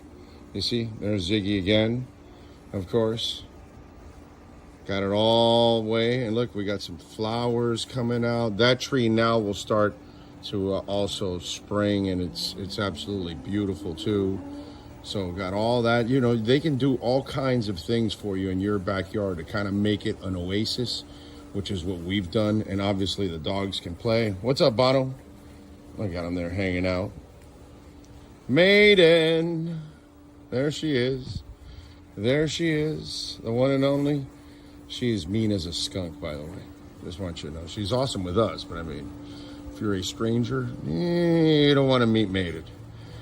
So as you can see, and then the artificial turf, remember, there's no watering. There's no cutting the grass. It looks fabulous like this the entire time. You know what I'm saying? It's beautiful. Back here in this corner is where we put the barbecue. I wheel it out, cook, then I wheel it back in. See, looks beautiful, doesn't it? Flowers are coming out. It's awesome. And then when I want to play a little golf, there's my putting green down the side, which is a beautiful thing. There's one of the holes all the way to the other side where Bono is at. All lights up. It's really beautiful when it lights up. See, we got the rough. Got several. Got one on that side. Got one over there in the corner. When Bono's leaving, got rough all over the place, man. Just in case, you get the ball trapped in there. That's it. That's another swing. Right, Maiden? So, check it out, cuttersedgepro.com. Make your home an oasis. Make your business, your HOA complex, condominium, you name it, they got you, bro. They do it all. All right? Then cut your trees down, and the artificial turf, I swear by it. Really easy to maintain, and it looks just absolutely freaking beautiful. Cutter's Edge Pro. Right, Ziggy?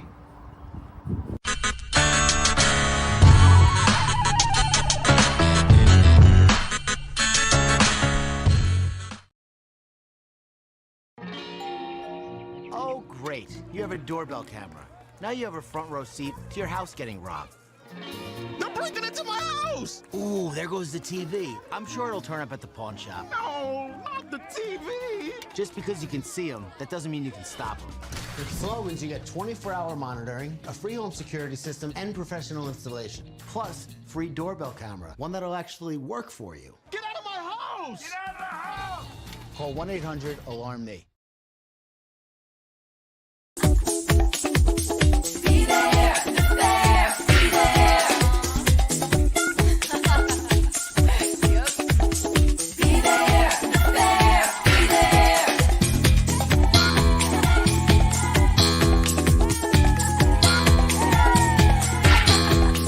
Be there, there, be there. Be there, there,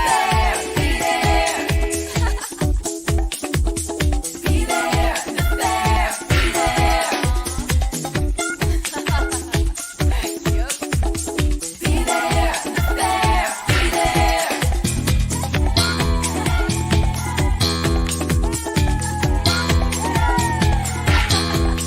Be there, there, be there. Be there, there, be there. Be there, there, be there. Be there, there, be there. Yup. Be there, there, be there.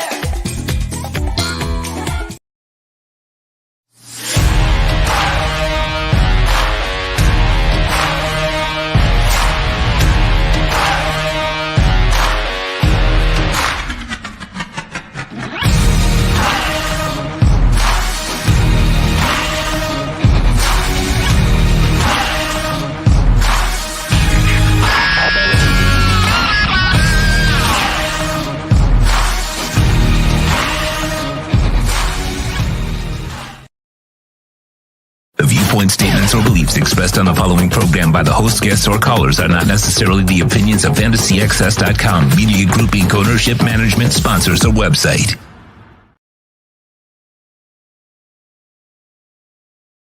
When it comes to South Florida sports teams, very few in the media have witnessed, lived, and covered it like the Big O.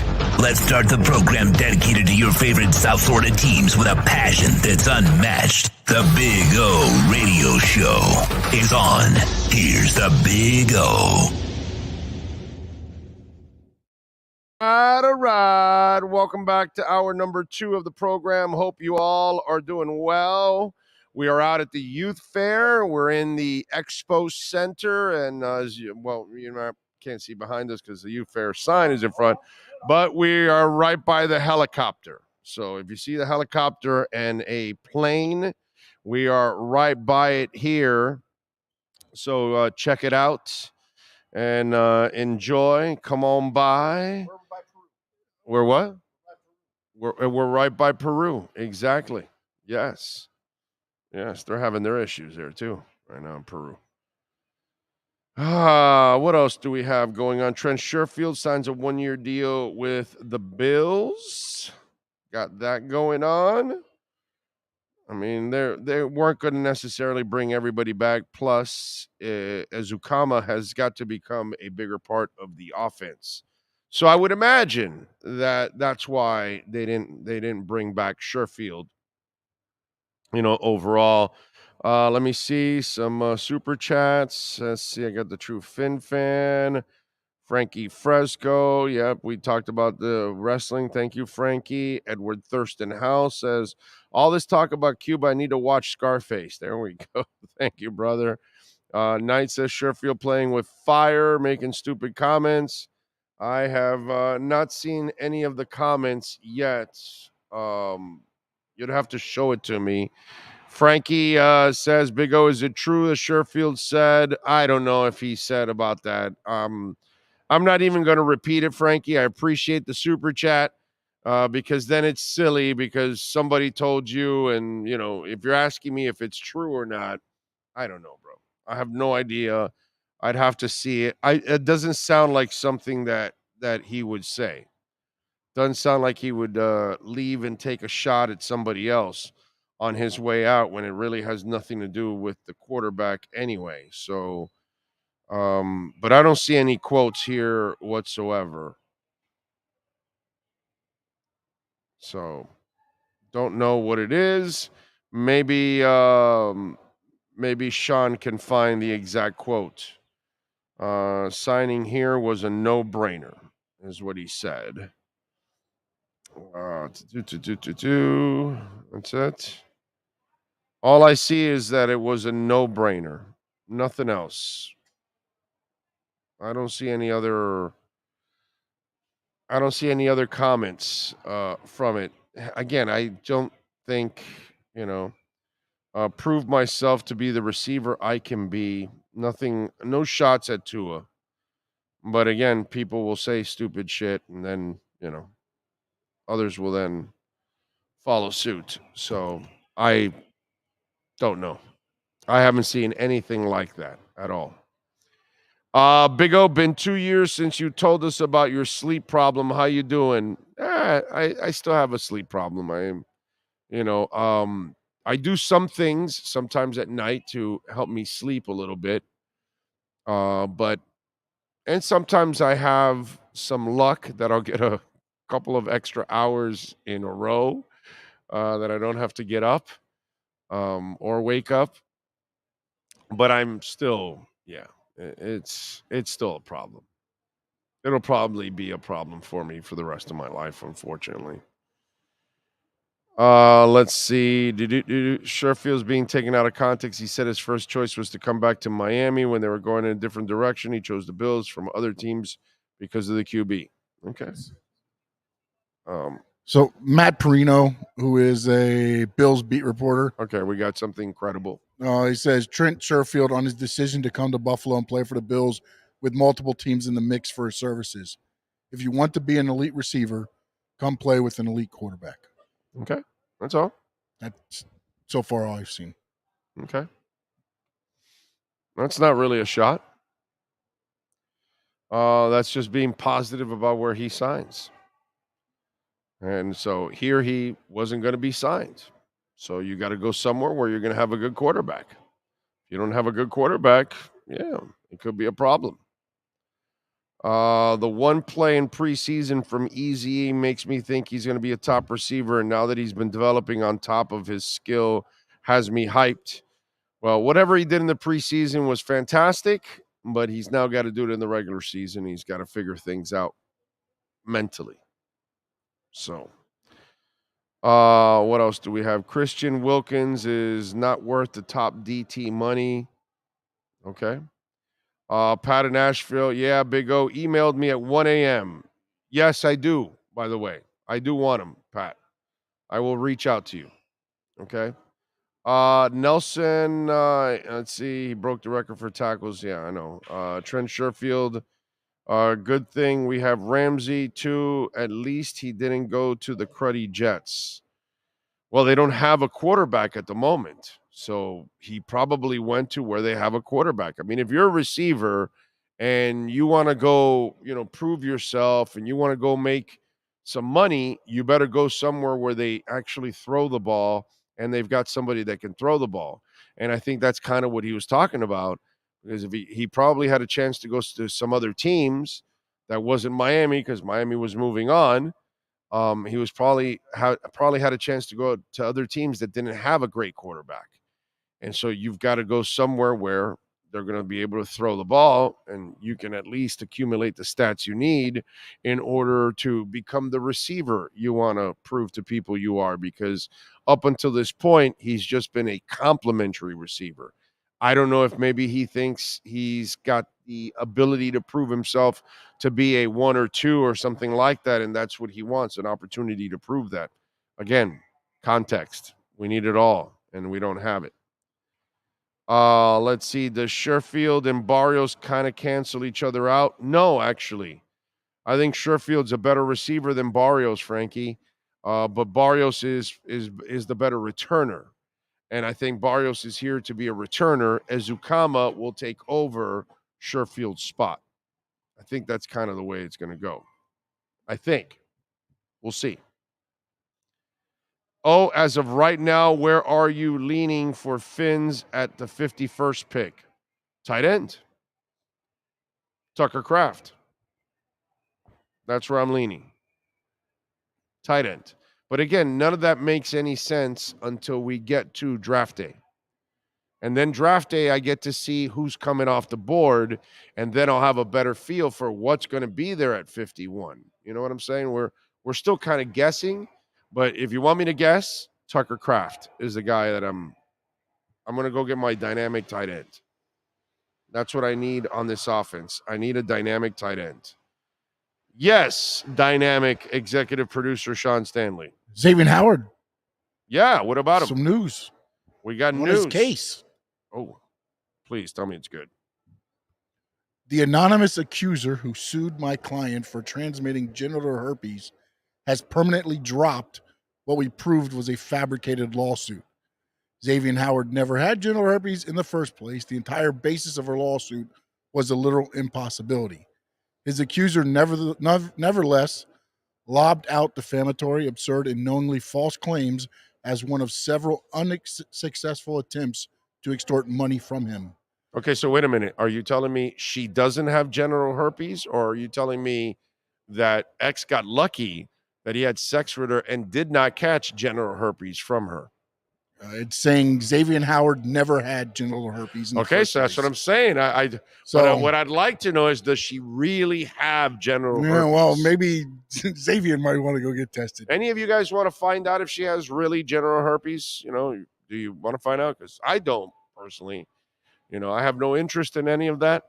But if any of you out there want to test her, go for it. And it said Xavier is considering various legal action against this fabricator and hopes that those who ratified her made-up claims by reporting on them will also report Xavier's exoneration. All right, so Xavier Howard does not have genital herpes, okay? So guys don't have to run away from him in the locker room anymore. But I hope he sues this bitch.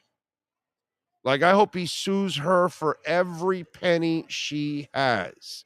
I hope Howard leaves her homeless and under a bridge.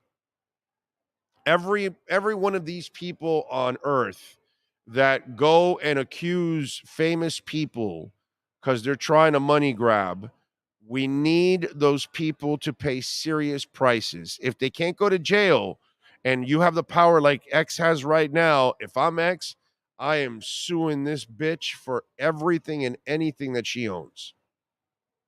Anything and everything she owns. Yes. Crush her. That's what I would do. Crush her. I hope he does that. I hope he doesn't let up. All right? She said she contracted it after they slept together almost a year. Yeah, well, whatever it is, yeah. The lawyer reiterated, because somebody before it says, if your lawyer says you definitely don't have, then that means you definitely have. And he says, I'll reiterate again. Xavier Howard does not. Well, that's why he won the case. But I'm saying, obviously put a blood test like here. We don't have genital herpes, so how can we give her genital herpes? So it's just one of those things where, right? So that's obviously they don't have it because he won the case. That's how the case is like settled right away. Like, Your Honor, we had several blood tests here. He doesn't have genital herpes. We don't know what she's talking about. So if she has it, she got it from somewhere else, not from him. That's it. It's impossible to get genital herpes from somebody that doesn't have it. Your Honor, thank you. Case closed. Boom. You're out. You're done. I hope they sue the hell out of her. Seriously. I hope she's so broke. I hope she has to work for X for the next 20 years. Okay? That's what I hope. Because I'm for all athletes and entertainers and politicians and all those famous kind of people that they're, this happens all the time, that they go after them and they, with these false, accusations. Why? Because they want a money grab. So I hope X sues the hell out of her, man. Can you ask Kader at 5 p.m. who's his favorite Dolphin player of all time?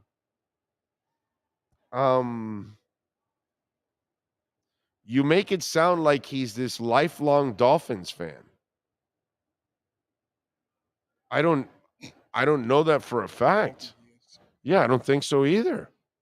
I don't think Where's he from? Where's he from? I forgot what part of Africa he's from. Yeah. I forgot the name of the country that he had to get a lottery to get the hell out. Yeah, his dad won Well, he the had to lottery. win a Yeah. lottery in order to get the hell out. I doubt he was a Dolphins fan, Frankie. You know what I mean? I don't think that's a question that will carry any merit for him, because you've got to be like a real Dolphins fan, like for a long time, to say, okay, this is my favorite Dolphin of all time. I don't think that that's something that goes with him, to be quite honest. DJ Fluker. Have you seen him? Yeah. What about him? Look at this guy. Look at him now. He's lost weight. He's down under 330. Wow. Offensive line. I had to look up to make sure. But he's out of football, right? Or is he? Did he finally get a He contract? said he's working out at the pro day, at Alabama pro day. Oh, okay. So, because he's had injuries. Man, he looks. Yeah, he looks good. Monsters. Yeah, he looks good. He looks good. He's had the injuries. That's why. For lawsuits, people who are innocent need to counter and sue more instead of just being relieved. Exactly. No, I'm with you. I hope X sues the crap out of her. He should. Back in ancient Rome, if you were found guilty of lying, they would cut off your tongue. Okay. Big O, list of gold diggers is endless. I know, I've got so many. Is it the Ivory Coast? I'm not exactly sure. You know what? Strafasi? I think he's the one that's right. Cote d'Ivory. Well, that is Ivory Coast, right? I don't, you know what? Look it up. You might be right. Cote d'Ivory. It is? All right, there you go. Oh, he's from Abidjan? Oh, so he's from Abidjan, but... Okay, so he's from Abidjan and in Cote, the Ivory Coast of Abidjan, right? Or something like that. Anyway, Kader's favorite player is Kader. Probably. It's probably it. X's attorney will ask for a summary judgment. Well, now EJ, you're getting like very lawish on me. That I don't know. See, now I'm not a lawyer. I don't know what the hell you're talking about. You're probably right. I have no idea. Oh, if you were marrying someone now and you were wealthy, would you have them sign a prenup? Hell yeah. Hell yeah. Yes, and yes, and yes, and yes again. Hell yeah.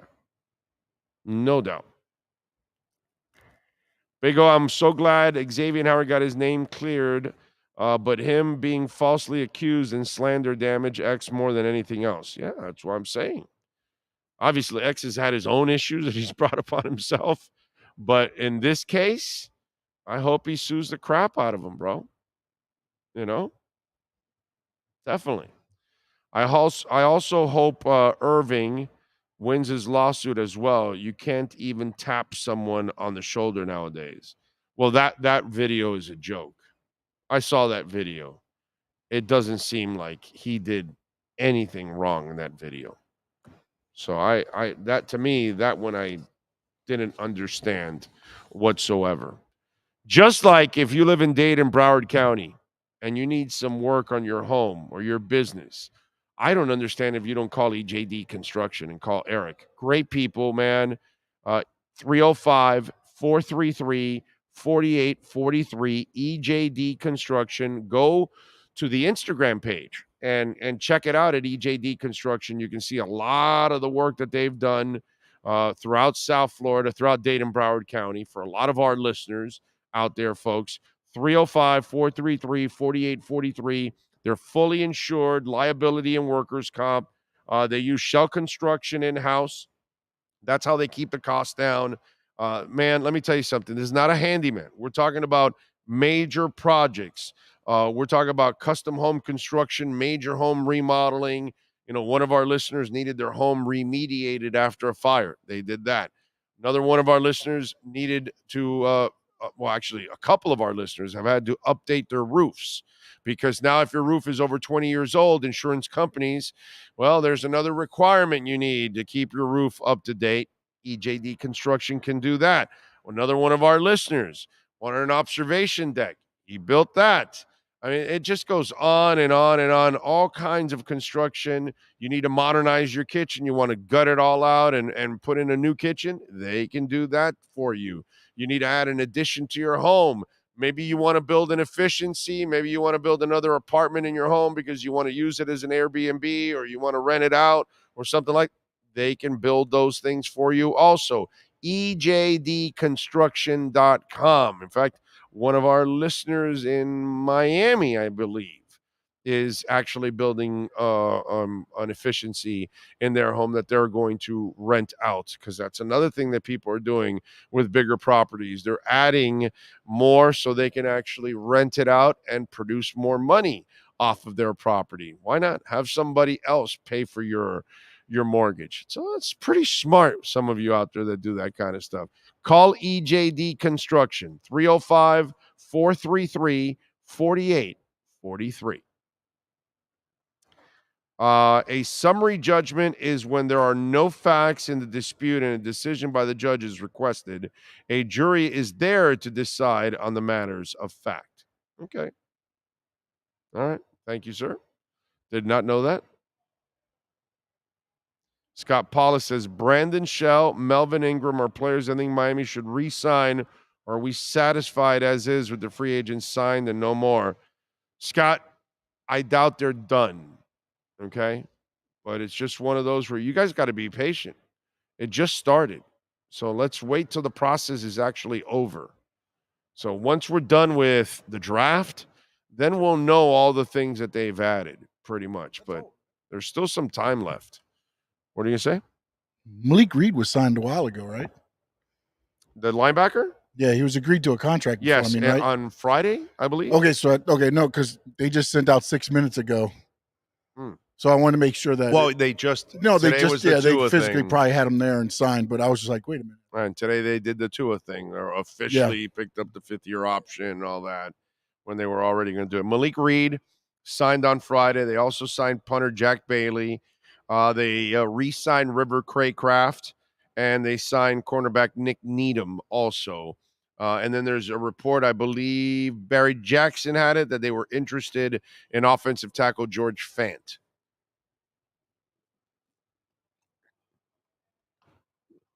Those are some of the things that have gone on. And yes, and Randy's also right. Bitcoin reached over 28,000 over the weekend. Where are the crypto haters now? Funny how now is the banks with all the uncertainty going forward. People need to wake up. No, I know, crypto. Yeah, Bitcoin. Yeah, it's so volatile.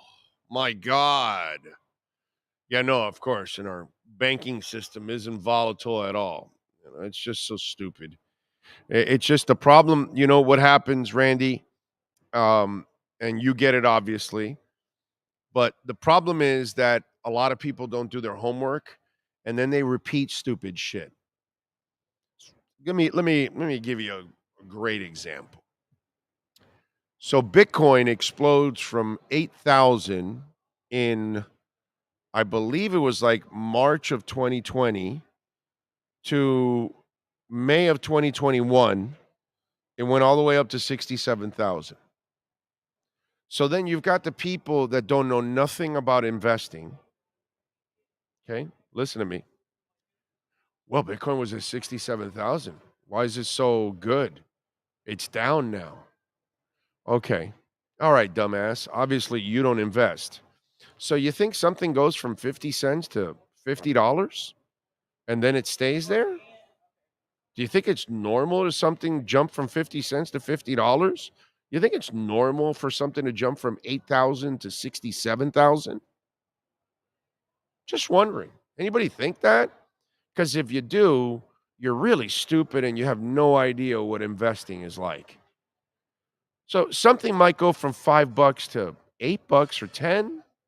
And maybe it'll hold. Okay, maybe it'll hold, or maybe it'll retract a little bit, consolidate a little bit. But nothing that goes from $8,000 to $67,000 is going to hold. But the naivete of folks out there, they look at it as a defect. Instead, you're supposed to look at it like, wow, what asset class in the world? Diamonds can't do that. Gold can't do that. There's no asset class in the world. Amazon can't do it. Microsoft can't do it. They don't even get to 8,000, much less get to 67,000. So then it's supposed to come back, and it does. And it didn't go back to 8, it went to 16.5. And then it went back to climbing again. And it might climb to 80,000 this time, or 100,000. Do you think it's going to stay there, or do you think it's going to come back a little bit? Probably will. Do you think it'll go back down to 16.5? No. Probably go back down to 30 maybe, because you won't see 16.5 again. The next time it explodes, the next time there's a bull run, you'll have a higher high and you'll have a higher low. Whatever that low may be. Now, there is one theory that I saw. A gentleman by the name of Anthony Pompiliano, and he's pretty good. He's very smart, knows his stuff. He had a very interesting explanation why Bitcoin at that time jumped to 67,000, I'm sorry. Do you know what his explanation was? He thought the big money buyers, they thought inflation and a recession was coming. So they went and bought the Bitcoin to battle the recession. But when they found out that the recession did not come, then they sold back. And guess what could be coming? The recession. Okay?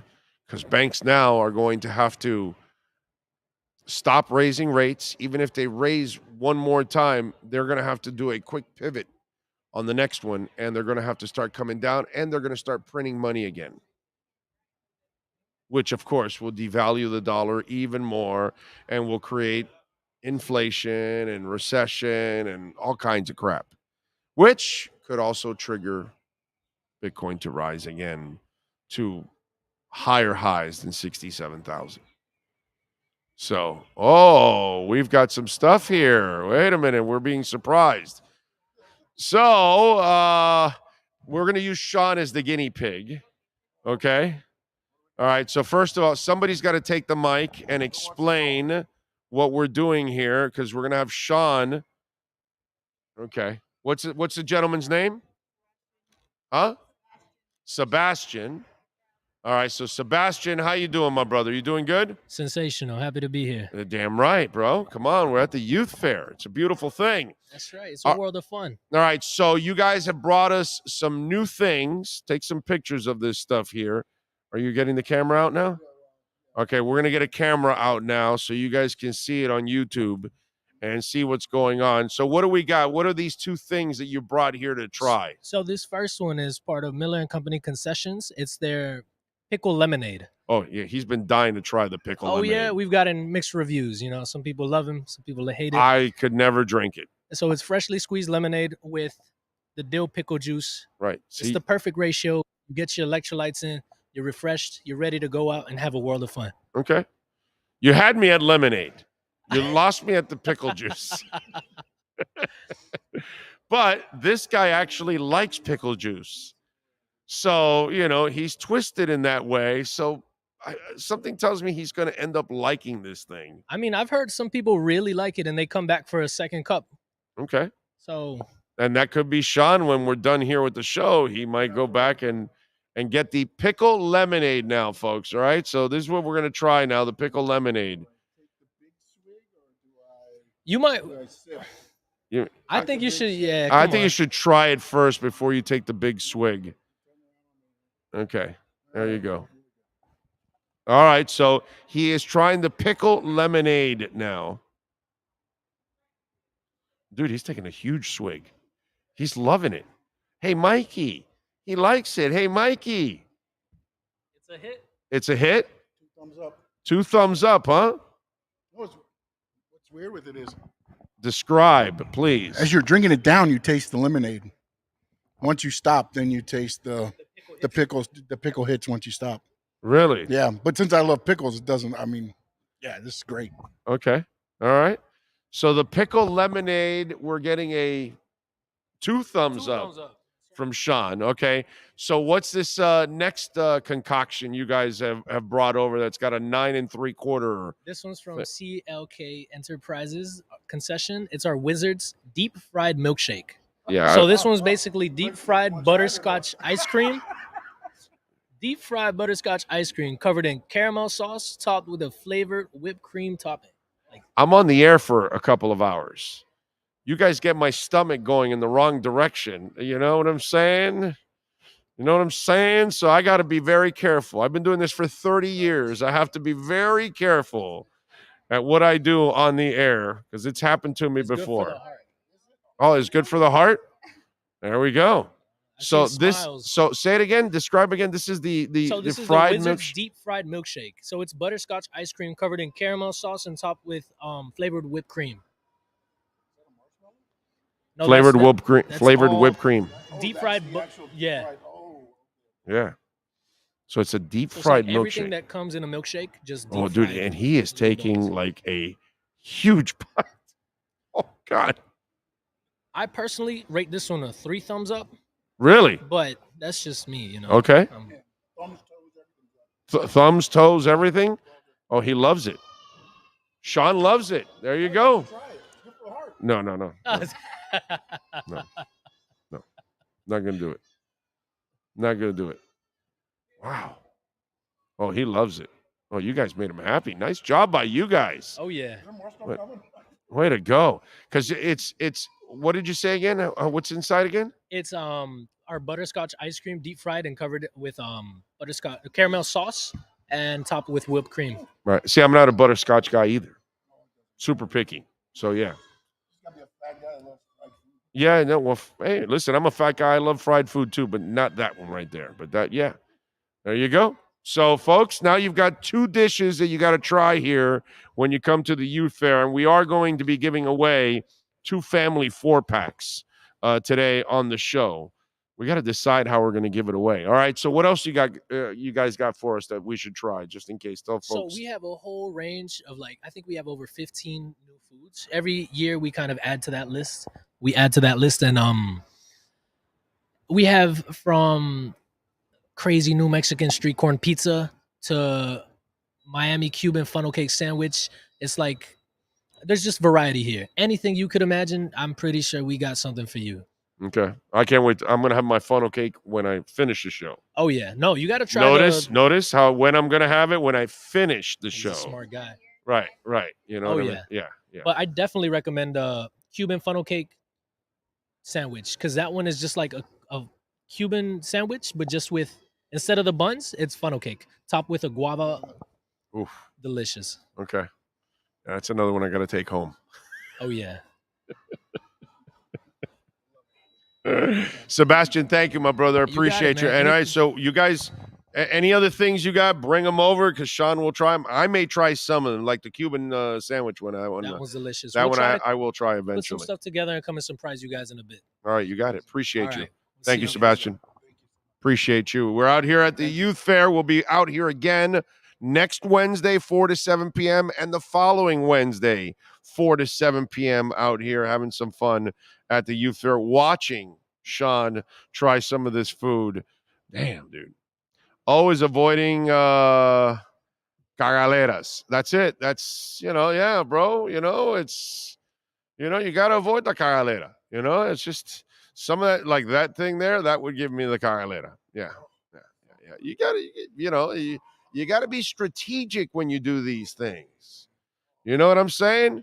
Sean's got the iron stomach. He's having some more of it. Look at him. Oh, deep fried ice cream, good for the heart. Yep, exactly. Heart attack while dumping. Big O will not try those dishes, but will eat a hot dog that probably was sitting there for more than a week. No, actually, it wasn't sitting there. It was freshly made. It was. They don't at Dairy Queen. They don't have them like on a thing. They actually like probably boiled it right there and then. They probably didn't boil it enough. It's probably what it is.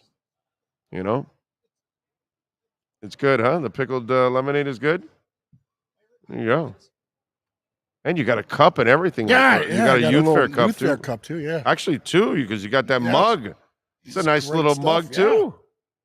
Not bad. I really didn't know what to expect because I've heard the mixed reviews on the pickled lemonade. There's no way I could like that. It's not. I mean, it's I you can't get that the pickle flavor. So if you yeah. don't like pickles at all, then Yeah. you're done I mean, I don't anyways, mind but- pickles. You know what I mean? But not the juice. No. It's pretty good. Yeah. Let's see. Willie's there, says Big O. I'm celebrating my 47th birthday with you, my brother. Well, thank you, Willie. Happy birthday to you, my man. May you have 147 more, my friend. Enjoy yourself out there in Colombia, right? I think if I'm correct, you're out in Colombia, Willie. Let's see. Why don't we eat a pound of butter while we're at it? Yeah, bring it. Let's go.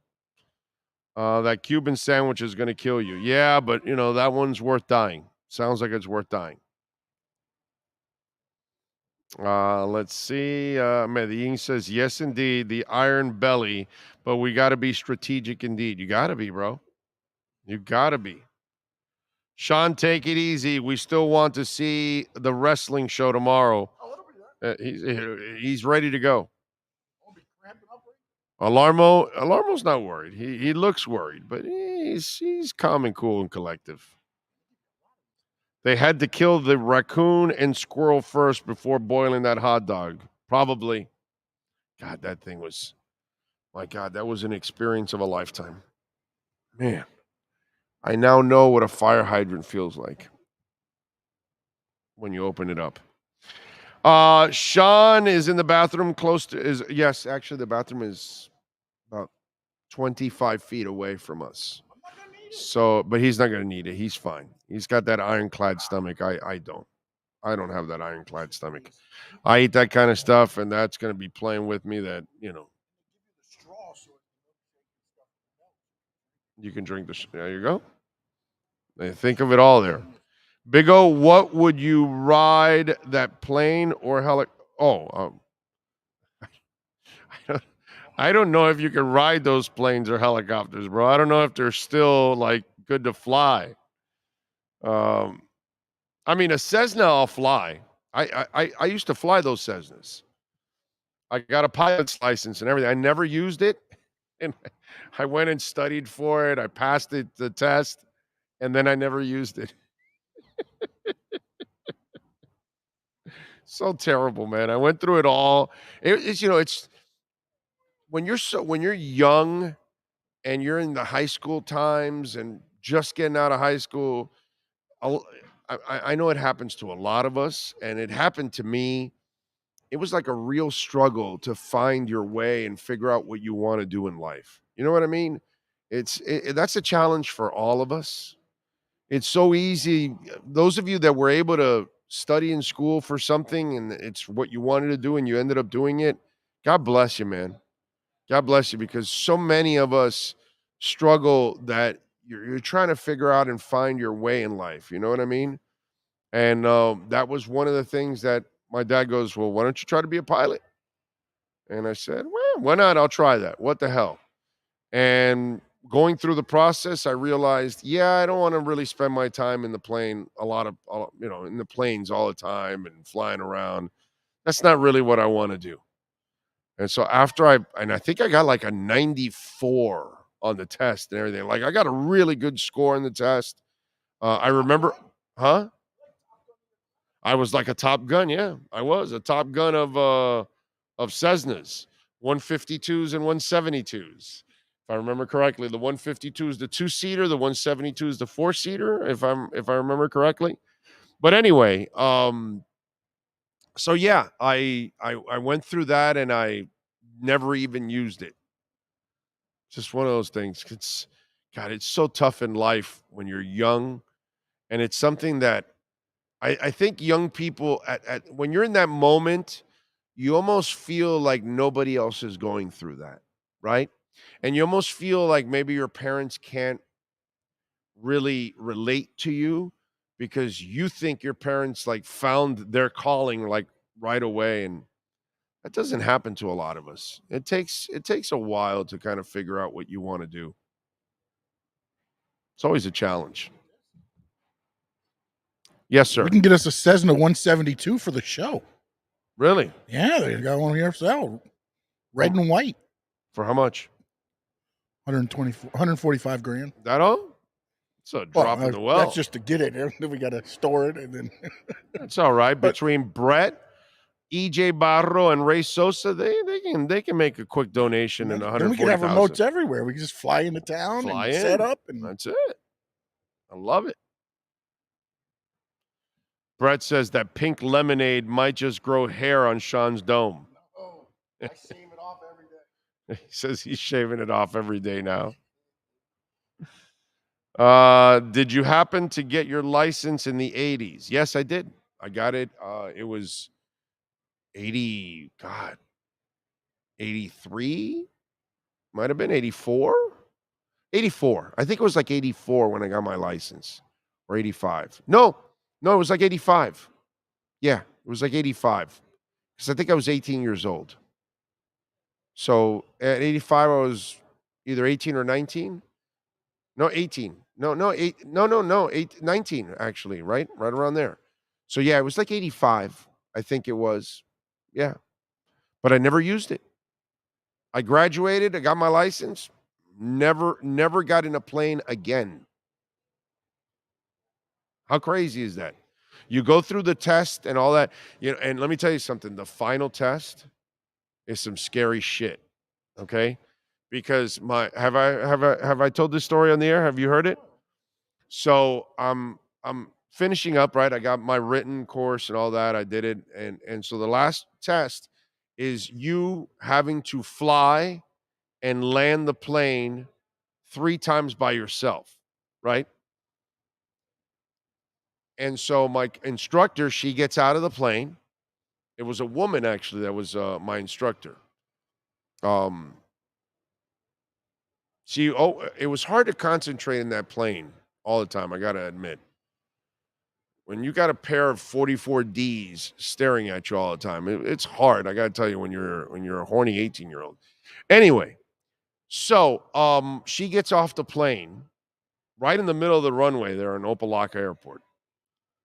And I take off. And, taking off is like the easiest thing, actually. It's not really that hard to take off. So I take off, and I'm circling, the Opa-locka Airport, and then I've got to land and take off 3 times. Okay? Because you gotta prove that you can land and take off. And that's part of your testing. You've done it a whole bunch of times with your instructor next to you, but then when she leaves and you're by yourself, you're like, holy shit, I've got to do this by myself, And man, I got to tell you, dude, that's the scariest thing I have ever done in my life, is fly a plane by yourself for the first time. By the way, and the only time now. I think about it, because after I passed the test, I never got in another plane again. But yeah, that was a hell of a moment for me. I got to tell you, that's one of those. And after you do that, you really feel you can do anything, because man, you got your life in your hands right away. Nuts. All right, what else do we have here? EJ Barro says, made a Bitcoin donation on Cash App. Everybody listen to what I say. Better to burn out than to fade away. All right. A little Def Leppard. I like it. She had big toys. Yes, she had big toys. She had 2 humongous toys. And that was one of those deals. Well, thank you, EJ. Let me see. On Cash App or Venmo did you make a Bitcoin donation? Because I don't see it. I don't see the Bitcoin donation.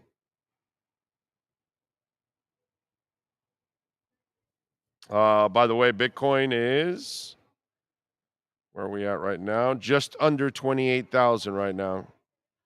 Kicking that ass. Thank you, EJ Barro. I'll keep looking for it, but I haven't seen it yet. All right, let's get ready for hour number 3.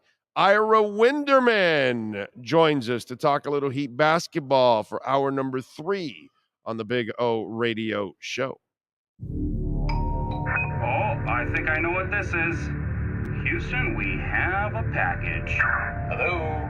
No matter where you are, the Sloman Shield home security system guards your home. With next-gen perimeter protection, 24/7 monitoring, and interior motion sensing. And right now, get a free Sloman Shield security system and doorbell camera, all professionally installed, for free. Shield your world, the Sloman Shield.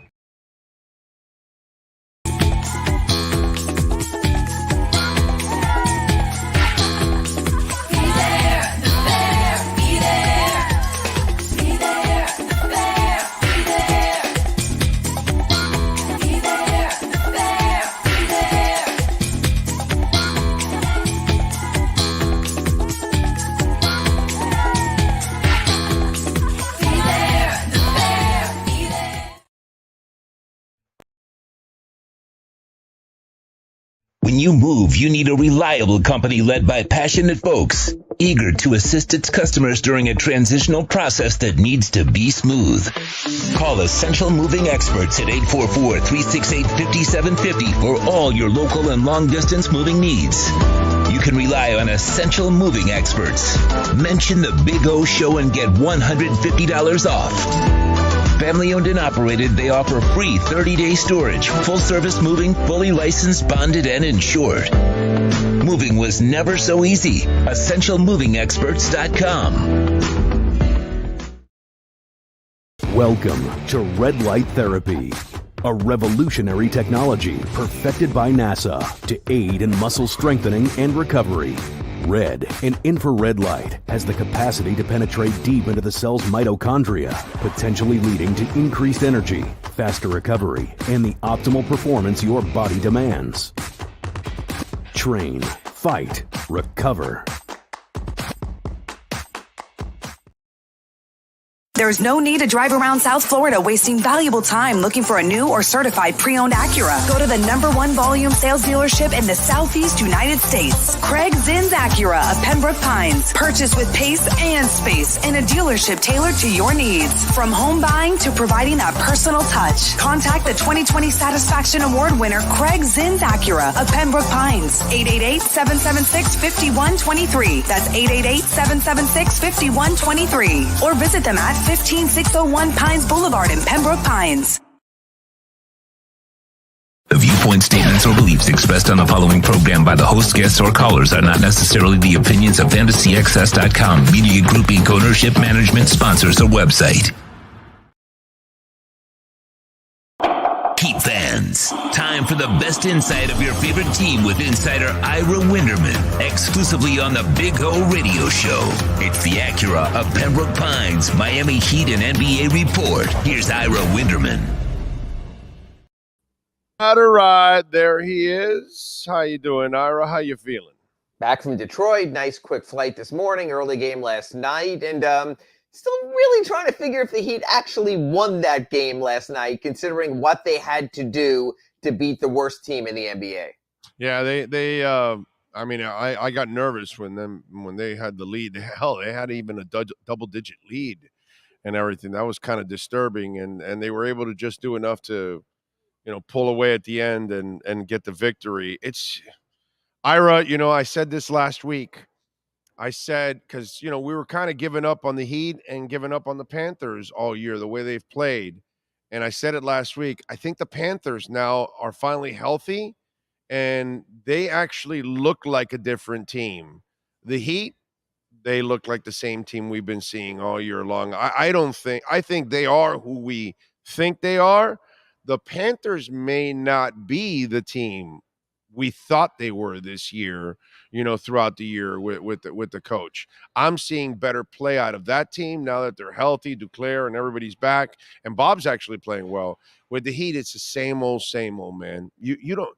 It's a jack in the box. You just don't know what the hell you're going to get. Well, you know what? They're getting the wins. They've won 6 of 8. It's how they're getting the wins, one, that's concerning. But they've also had a softer part of the schedule and didn't maximize that. The loss to Orlando, games that they should have won. So you know what? Only 2 games this week. Knicks on Wednesday, Brooklyn on Saturday. We'll have a read, Big O, by Sunday, whether there is something tangible here. That Knicks game, we know what happened to them last time the Knicks were here when Julius Randle shot the ball from his hips, put the 3-pointer in, desperation game in which Brunson missed the second half. So the Heat need to make a statement Wednesday for another reason. A week after, they go to New York and they play the Knicks on Wednesday. They have to show confidence. Then the game against Brooklyn is probably the last chance corral for the Heat to make a run at the number 6 seed and avoid the play-in. They're already down 2-0 to the Nets in the season series, but they're only 1 game behind in the standings. The Nets have 2 games against Cleveland coming up before they play the Heat, so the Heat can make a statement there. If the Heat are anywhere where they thought they would be or who they thought they would be, this is the week. By the time I talk to you next Monday in our Acura Pembroke Pines report, you might be saying, hey, Ira, you know what? The Heat finally made a stand. That's what we've seen with the Panthers. That Saturday game against the Devils, they could have capitulated when they were down 2-0. Instead, they showed fortitude and resolve.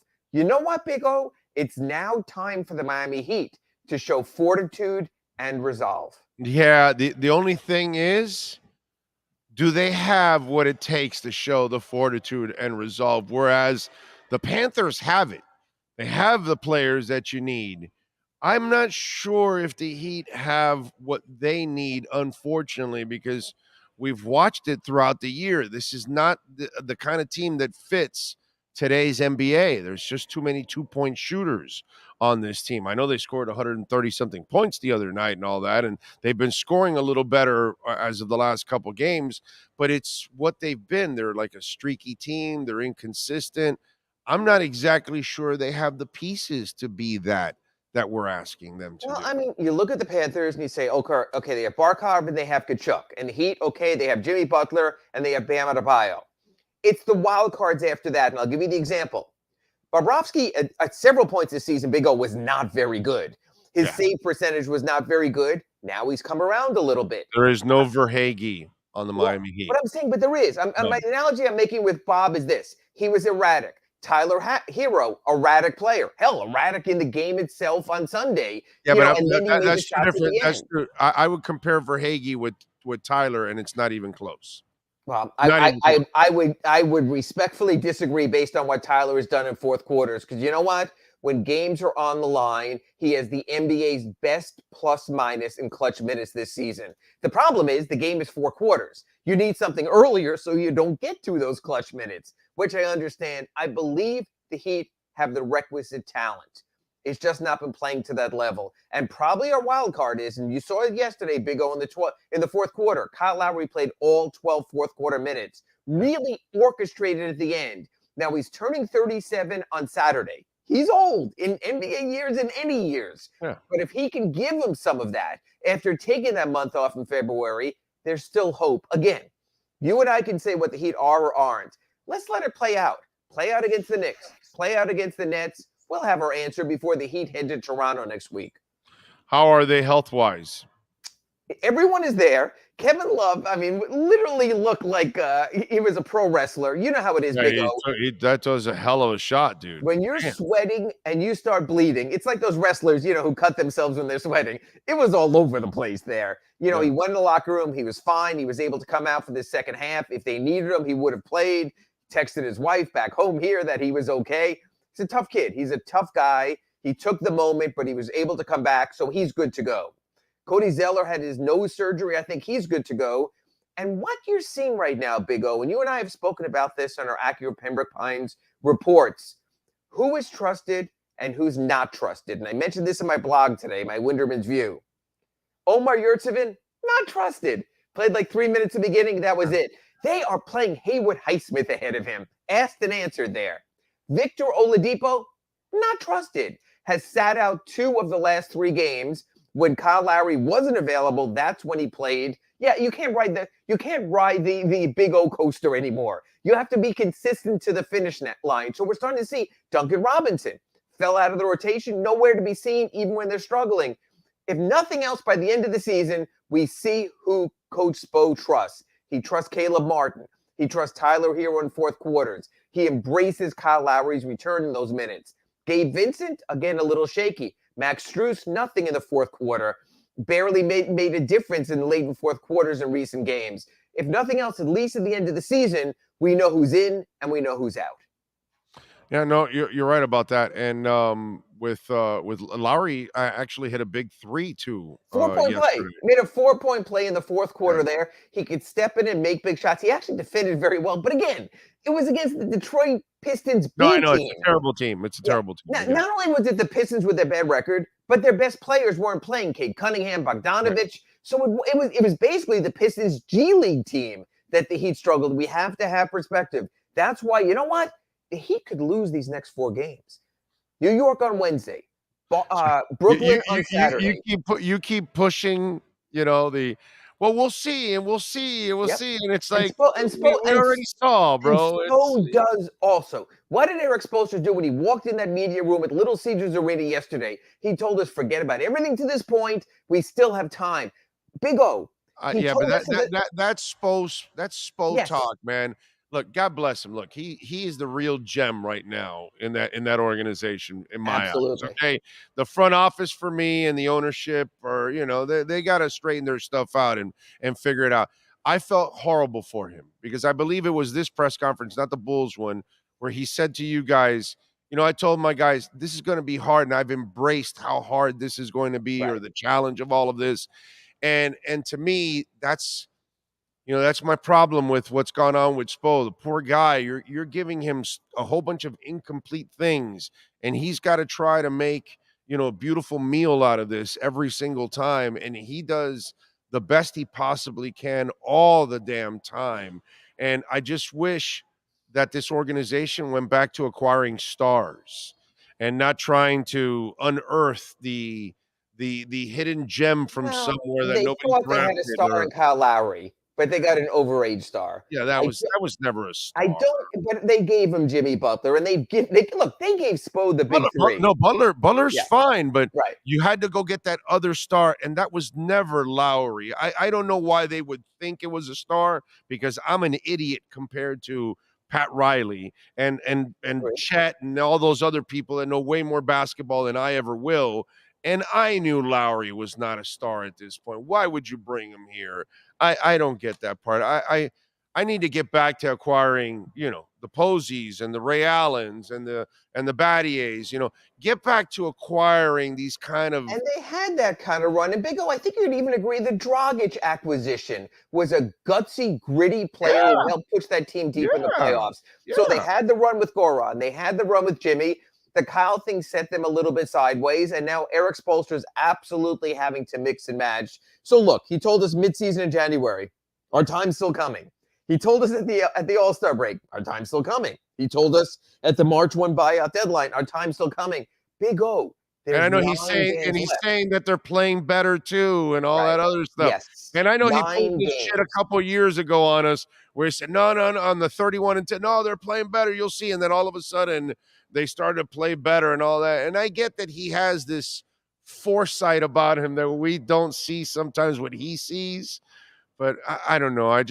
I almost feel like his words after a game or his message to you guys or whatever, it's just kind of trying to keep feeding the monster and trying to keep hope alive. Yeah, keep hope alive. Yeah. Look, he's going to go into that deep down inside, he kind of knows what we most know about. He's going to go into that last game, April 9th, and going, if we beat the Magic today, we'll still have a chance if teams X, Y, and Z lose later in the day. That's what this season's about. They keep pushing the bar out there until, you know what?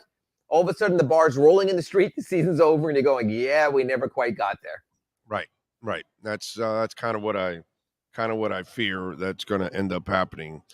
We'll see we'll see how it goes. All right. So health wise, they're not too bad. It looks like they're going to have their guys going into it. You like the way what you're seeing now. You just kind of touched on it a little bit with the Oladipo stuff and with Duncan and all that. Is he kind of getting to the point where he's saying, well, these are the guys I'm going to go into the playoffs if we're in the playoffs and all that good stuff. These are the guys we're going in with. Is he getting to his playoff rotation now? Are we in that point of the season? There's a couple of things that might change, but he's filtered out a lot of the silt already. We don't know when or if Kyle Lowry goes back in the starting lineup. Gabe Vincent's been very uneven lately, Big O. But we also don't know, does Kyle Lowry have 30 minutes a night in him? Yesterday was fascinating. Kyle Lowry played 23 minutes, 12 of them in the fourth quarter. So do you save him for late and use a part-time starter? The other one is this Kevin Love thing. Spo so wants to try to make it work. And he just got here on February 20th. But might there be a point where he goes, you know what? Our best lineup all season was the one where Kyle was starting and Caleb was starting. And does he go back to that? That was their best lineup by the numbers, Big O. They have a positive net rating there. Look, it's not Caleb's best numbers, but I get it. It makes them better. Is that net rating as good as the Bucks? No. As good as the Celtics? No. As good as the Sixers? No. That's why they try to do something. You know what, Big O? Just like you talked about the Panthers and the move they made, but you're not going to tell me they're better than the Bruins because you know they're not. I'm not going to sit here and tell you the Heat are better than the Celtics, better than the Sixers, better than the Bucks, and maybe not even better, than the Cavaliers or Knicks. You kind of realize after a while, that's what we do. We assess teams for a living. Right now, I think the Heat's ultimate battle cry after the season will be, we're number 6, because I think that's their ultimate upside. All right. What are you working on so folks can check you out on the Sun Sentinel? Well, supposed to trying to push the whole March Madness narrative as far as he can to keep that hope alive and keep pushing them. So he was effusive after the game yesterday in Detroit. So I asked the players about it. They said, yeah, sort of, but the tournament, you lose one, you're done. That's the problem. Nothing is the major all-win-or-go-home game for the Heat. But I think these Knicks and the Brooklyn games coming up at home, remember, they only have 3 home games left, are as close as it comes to the Heat. So I think those are going to be really important games for the Heat this week to set up the remaining 7 games of the season as I again sort of push that bar a little further out.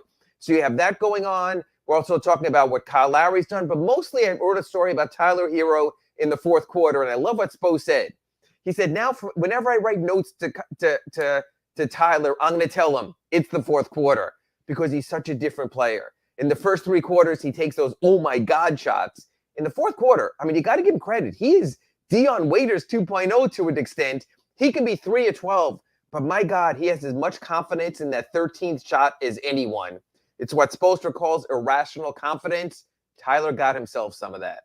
One more thing before I let you go around the NBA. John Morant, there's this story I read that the Grizzlies now want to leave after games right away so Ja doesn't go to strip clubs. I'm going to keep the strip clubs part out, but a lot of teams that have gotten these sports science doctors in who've told them, if you have a day off after a game, go back to your hotel, get a good night's sleep. It's better for your body clock and fly the next day. Most teams have done that. But Big O, if your players are not going to go back and get a good night's sleep, you might as well drag them back home to Memphis or wherever you're going. So, yeah, they realize they have a young, immature player, a young, immature team. If I'm one of the veterans on that team, and I'm getting into a good sleep cycle because my sports scientist doctor tells me you're better off not leaving the city, kind of screws you up, but that's what you do. You sort of play to your stars, and you realize you got to keep the kid out of trouble. And he was in a crap ton of trouble. He's eligible to come back tonight against Dallas, but will not play. He's gearing up his competition level, his conditioning level. But you know what? Memphis is right there in the top 3 in the West through all of this. So they've endured. Now we'll see who Ja Morant is when he comes back. And you know what? Now that you mentioned about being immature, it's not just him. It's, you said, immature team. We got Dylan going back and forth with Klay Thompson and all that crap. And the cameraman in Miami and some poor contractor who's trying to make a living, who works game-to-game paychecks. And just to shove the guy, believe me, I would be shocked if there's not a civil lawsuit coming there as well. Okay, so Memphis is probably one of those teams that the front office is going to say, yeah, we need to infuse a couple of veterans into this locker room, right? That's probably what's going to happen.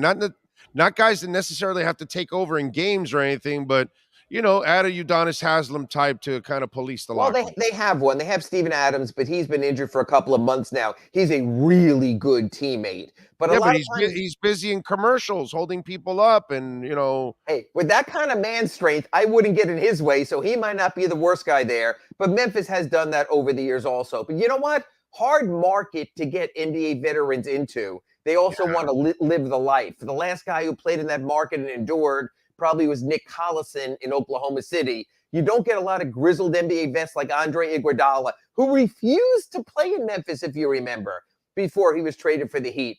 Tough market, tough place to make a go of it. Absolutely. Yeah, that's tough. But it looks like they're going to have to add some kind of, leadership to that mix. All right, follow him on Twitter at Ira Heatbeat and catch his exceptional work there at the South Florida Sun Sentinel.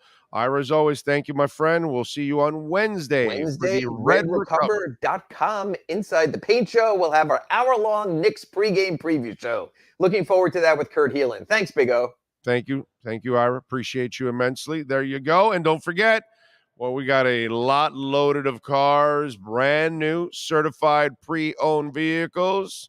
They even got one of those NSXs in there, bro. That thing is beautiful. That red NSX they've got in the showroom. And that new beautiful TSX, man, get your asses down to the ILX. I'm sorry. Get down there to 15601 Pines Boulevard, just off of I-75 in Pines. Check out the fleet of certified pre-owned vehicles and a service center led by Mike Chan and Jordan Ferber. They are the best in the business. That is Craig Zinn's Acura of Pembroke Pines. You've been listening to the Acura of Pembroke Pines Miami Heat and NBA Report with Ira Winderman. When you're looking for award-winning service and great deals from the #1 volume Acura sales dealership in the Southeast United States, you go to Craig Zinn Acura of Pembroke Pines at 15601 Pines Boulevard in Pembroke Pines.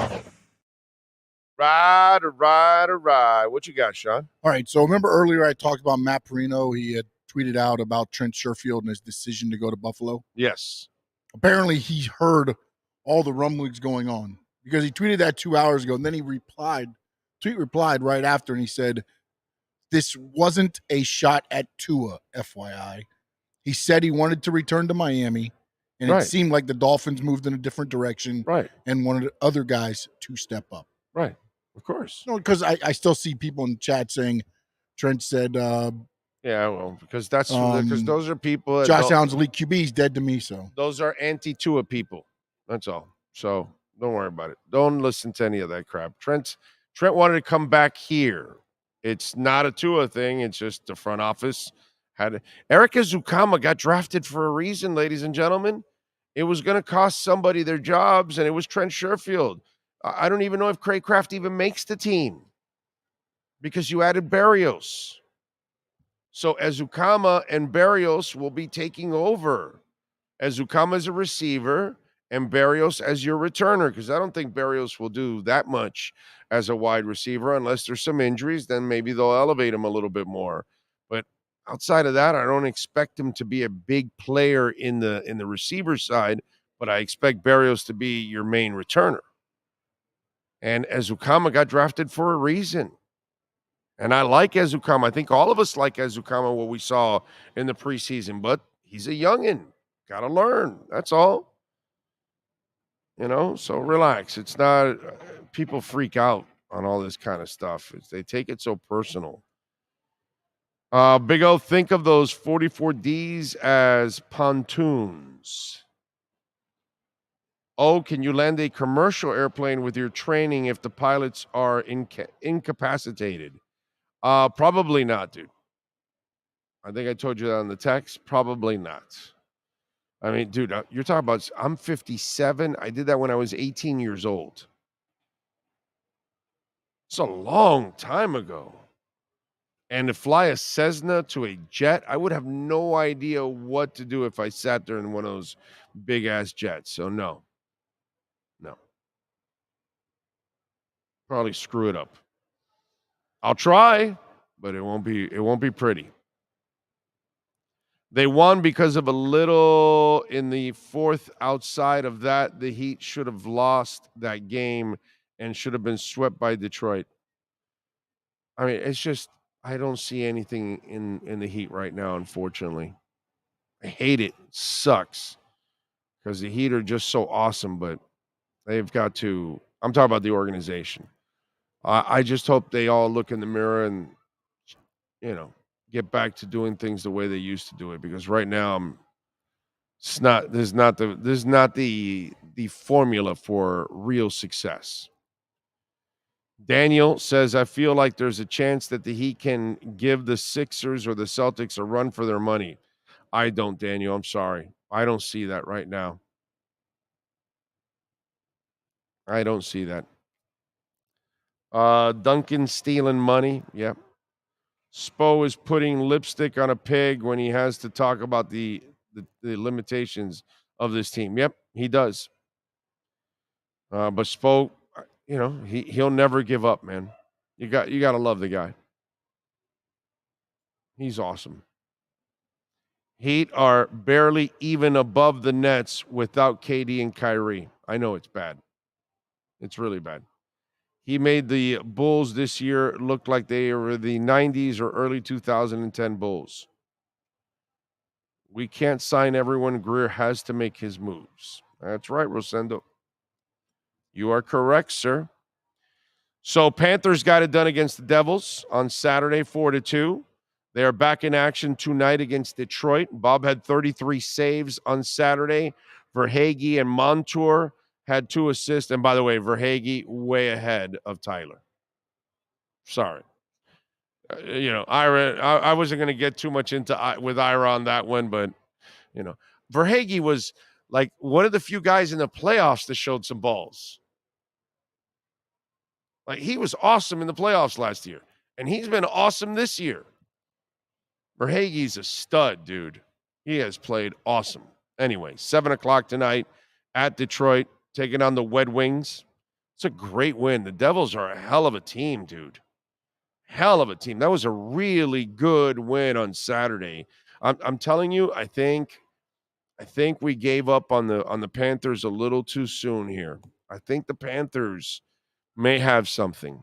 And in hockey, 8 can surprise 1. 7 can surprise 2. It happens all the damn time. In basketball, it's really, really rare to impossible. But happens everywhere else. And then college basketball, you guys know I'm not this guy who talks up college basketball. I'm not that impressed with college basketball. But hey, man, we got 2 of the local teams in it. So you got to watch it and root for it. I've been watching the FAU and the Miami games in the tournament. And FAU first beat Fairleigh Dickinson last night, 78-70. John L. Davis put on a show, dude. 29 points, 12 rebounds, 5 assists, 5 steals. That's a historic performance for that university. So they advanced to the Sweet 16, which is amazing. And then Miami beats Indiana, controls that game, wins 85-69. Isaiah Wong was awesome with 27 points. Jordan Miller was clutch, adding 19. Pack added 12. So they made it to the Sweet 16. It's pretty cool. And they're fun to watch, I will say. A lot of speed on the court with those guards. They were just giving trouble to, and Isaiah played his ass off, dude. But it was fun to watch both. So Thursday, FAU takes on Tennessee. 9 o'clock on TBS, East Region at Madison Square Garden. So FAU at Madison Square Garden. Tennessee, by the way, is favored by 5 in this game. Over and under is 131. And then on Friday, University of Miami, the number 5 seed, will take on the number 1 seed, Houston. Houston is favored by 7. The over and under is 137. And they're at the T-Mobile Center in Kansas City, the Midwest Regional. Miami is plus 240 in the money line, and Houston is minus 285 on the money line. So you got that going on over the weekend. Bad news also was Inter Miami. They lost 2-0, man. Damn. Lost that one. I took Inter plus 1.5. Did you react too quickly on their winning? Huh? Did I what? Did you react too quickly on their winning? Oh, I jumped out too. I was like, yeah. Yeah. That was bad. That was bad. So yeah, unfortunately, Inter lost 2-0 after not allowing a goal. They allowed 2 and couldn't score any. That sucked. So that's what happened this weekend. Devin says, Big O, I ain't gonna lie. I had to Google FDU and see where that school was located. Fairleigh Dickinson. I've heard of Fairleigh Dickinson a ton over the years. Where's it at? I don't know either, by the way. Do you know where it's at? I have no idea either. There's quite a few schools in that tournament that I'm looking at going. Yeah, that's college basketball nowadays. There's super parity now. That's why FAU and anybody can compete for the title, because there just isn't any more dominant teams, no more stars. It's in New Jersey. Okay. All right. Let's see. Oh, how do you feel about Goodell being signed to an extension next week? Goodell. Roger Goodell. Oh, whatever, bro. In the team meetings, he'll probably get his extension signed next week. Yeah, it doesn't matter, bro. That's the owner's puppet. So he works for the owners. We got no control over that. You know, years ago, I thought maybe the commissioner would be fair and working for both sides, but you see over the years that these commissioners work for the owners. And he knows where the bread is buttered. Yeah, exactly. You know? So, yeah, I get it. No big deal. John Davis was a stud. Yeah, John L. Davis was awesome last night. Dude, he put on a freaking show. He was money. Those FAU and Hurricanes have been more awesome to watch than the Heat this year. Who would have thought? Yeah. Can't argue with that. Oh, and by the way, forgot to. I did check during the break. Thank you for the super chat. Appreciate it, or the Cash App. I appreciate it big time, Ernest. Thank you. All right, I saw both of them there. Thank you. Remember, you can make a donation through Cash App or Venmo at Cash Big O Show. That is Cash Big O Show for Cash App or Venmo. All right, give me 2 minutes. Let me take a break here, rest a voice. Remember, Kader Kohu will be joining us at the top of the hour. So we will talk to the Dolphins cornerback live here from the Youth Fair. When we come back, got a couple things I want to talk about. One player in sports has a really interesting opinion of himself. Let's just put it that way. Back with more right here on the Big O Radio Show, live from the Youth Fair in Dade County.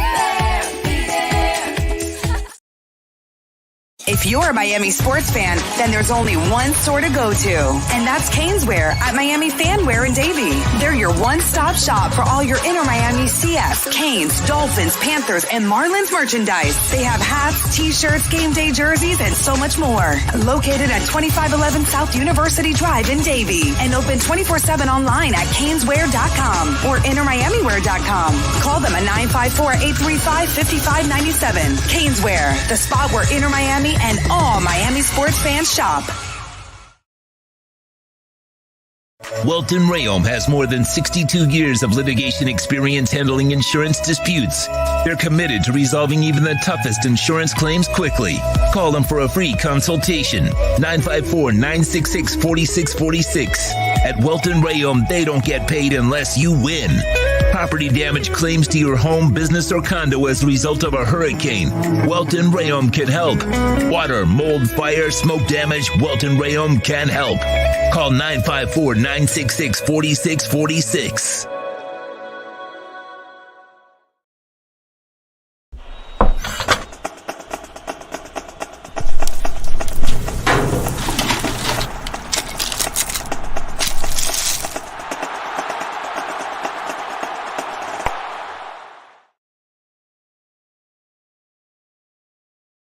For over 16 years, EJD Construction.com has provided South Florida residents quality craftsmanship, accurate project management, and exceptional service. That's why EJD Construction.com is an A-rated member of Angie's List and the Better Business Bureau. When you're looking for the right custom home builder for additions or home remodeling, please call my friend Eric at 305-433-4843. That's 305-433-4843 for EJDConstruction.com.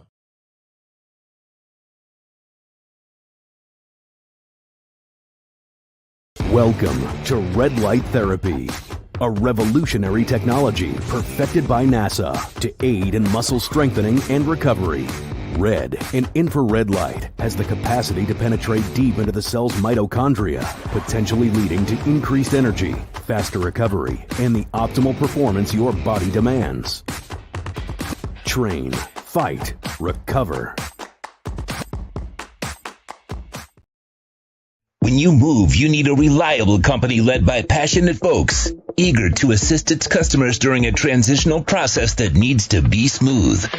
Call Essential Moving Experts at 844-368-5750 for all your local and long-distance moving needs. You can rely on Essential Moving Experts. Mention the Big O Show and get $150 off. Family owned and operated, they offer free 30-day storage, full-service moving, fully licensed, bonded, and insured. Moving was never so easy. EssentialMovingExperts.com.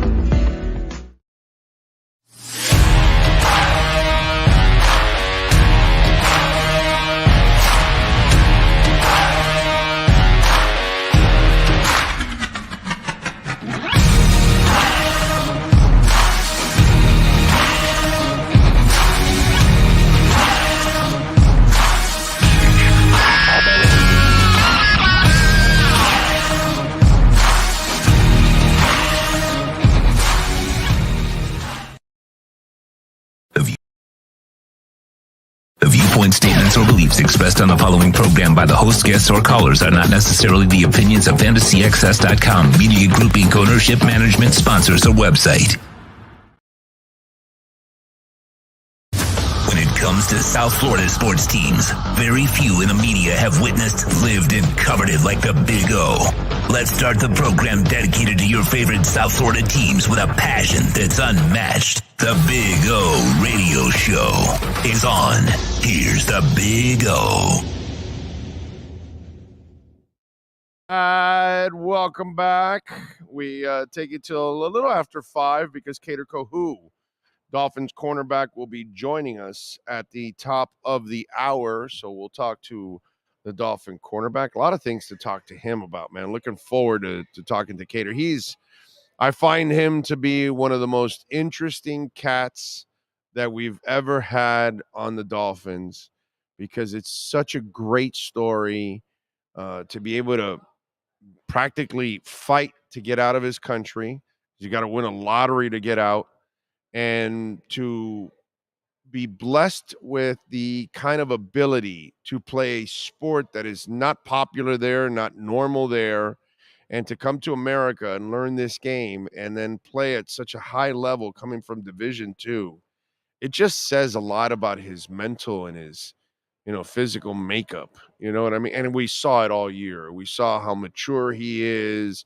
We saw how tough he is. Man, one of the best tackling corners I have seen in a Dolphin uniform in a long time. Really, I mean, the kid is fearless. So it's going to be an interesting conversation, talking to him and getting his thoughts on his play and the league and his experiences and Jalen Ramsey being added and all that kind of stuff. Good. Looking forward to that conversation with Kader Kohu, man. Let's see. What else do we have on the chat board? Big O, I got to see the Panthers game because it's on national TV. I live in Orlando. We get the logging. I would get it, but have to pay for the NHL Center Ice. Gotcha. Big O, will you follow the USFL? Very little, Willie. I just, and you know what? I'm normally the guy that follows all those leagues to a T, but I gotta say that this year I have not followed the USFL. It's the USFL with The Rock or XFL? XFL. And I know USFL is coming, and it'll be the same thing. I found myself like this version of the XFL. I'm not really following it as much. I've watched very little of it. So I would imagine when the USFL rolls around, I'm also going to watch very little of it. We'll see. They've got to do more to get my attention, I guess. Do you think next year the NFL makes it? Nope, no 18-game season yet, Rosendo. That has not been talked about. I don't think that that's going to happen right away. I think there'll be several years from that. And it might be more about the next expansion when that happens. We'll see. Let's see. Rick Pitino got hired by St. John's. Yes, I saw it, St. John's. And somebody else was also looking at Pitino, but looked like St. John's had the inside track. I did not even see that he got hired already. Obviously, I've been on, so I haven't kept up with everything there. But, hey, and you know what? In today's college basketball, anybody can make it to the Final Four. Anybody can win a national title because there are no more dominant teams. So if you can put together a pretty decent team and you're a good coach, and Rick Pitino can put together a pretty decent team, and he's a hell of a coach. And he's kind of proven it now. Yeah, Pitino, that's going to be interesting. Even at his age now, the dude can still coach the hell out of it. I mean, listen, Larenega's not a young guy either. Larenega's in his 70s, and he does a phenomenal job. Can you coach or what? Or are you just dependent on McDonald's All-Americans? And Pitino has shown you that he's not necessarily dependent on McDonald's All-Americans. And he's done that since he was young, because you're not getting McDonald's All-Americans at Providence. Yeah. Let's see. Inter Miami struggling. Yes, they are. They are struggling. Bills signed Trent Sherfield to a 1-year deal. Odell Beckham. So nobody knows what to believe on Odell Beckham. But one report has it where he wants $20 million a year.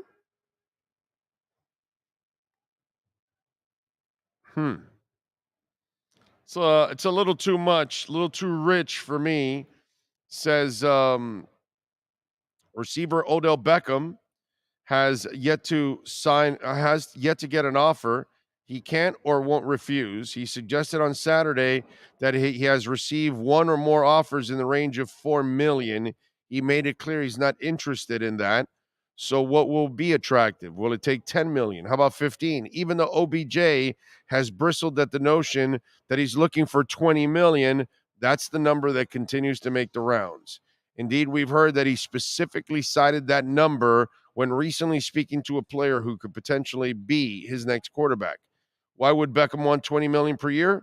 Why wouldn't he think he deserves it? Look at it this way. Does OBJ believe he's a top 15 receiver in the NFL? If he does, then he presumably wants $20 million a year. Since the 15th highest paid player, Brandon Cooks, has a deal that averages a payout of $19.8 million. And listen, man, I know Odell Beckham's super talented. I get all of that. But Odell Beckham has shown a ton of immaturity. He is constantly injured. So he is unreliable in the sense that, what is he now? Coming back from an injury, right? That's the reason why you can't really commit to the guy. Why would you give him $20 million a year? A guy that more often than not can't finish a season. That makes no sense whatsoever. It's not 1 or 2 years. We're talking about he's been in the league, what is it now, 7 years already at this point? And he's had a lot of injuries. There's a lot of examples. To give him $20 million or even 15, I get 10 because pretty good backups or, decent players, they're getting 8, 10. I'm not telling you, mediocre players, you got to be pretty decent to get 10, but this is a guy that does have that kind of skill set.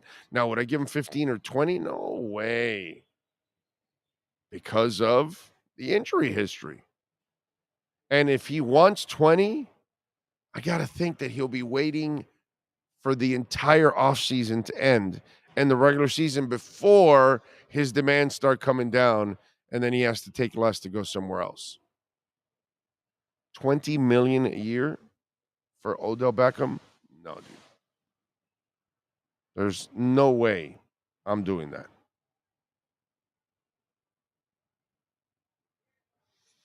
All right, what else do we have going on in the world of sports? Just seeing the Rick Allen story that we talked about on Friday.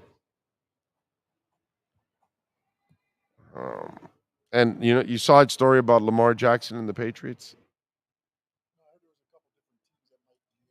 Right. And so Jeremy Fowler threw out that maybe the Patriots could be one of those teams that might be interested in Lamar Jackson. If that happens, that tells me that Belichick is at an incredibly desperate point if he does that. It's not a shot at Lamar.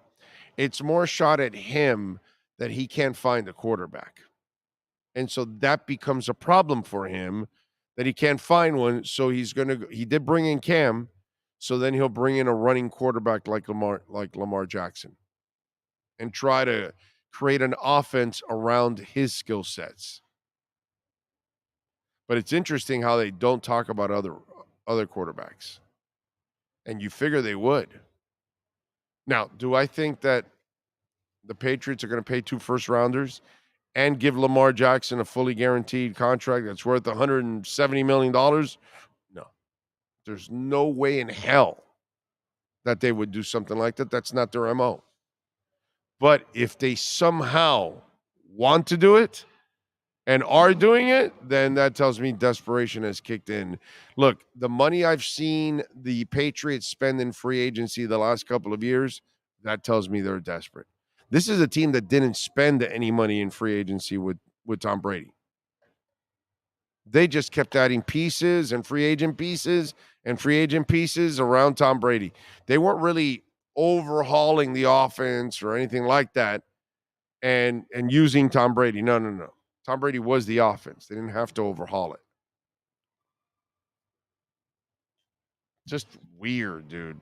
And I don't see the fit with Lamar and Belichick.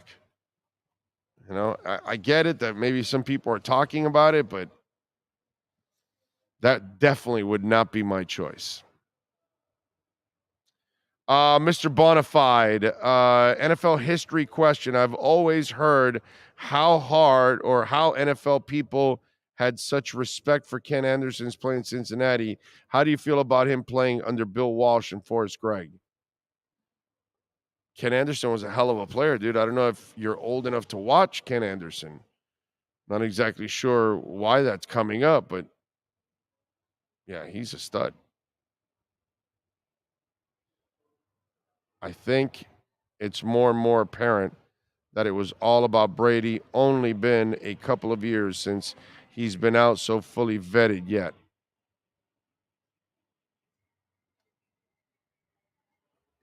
I'll tell you what.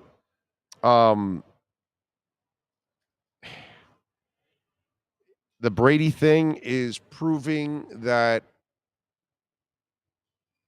he was the main cog in all of it. Is Belichick a great coach? Yes. Does he know defense? Yes. But he did find the ultimate eraser in Tom Brady because he can't have any success without Tom Brady. None. There's no playoff success at all without Tom Brady. So if you're having at least some playoff success, then I'm saying, okay, props to you, dude.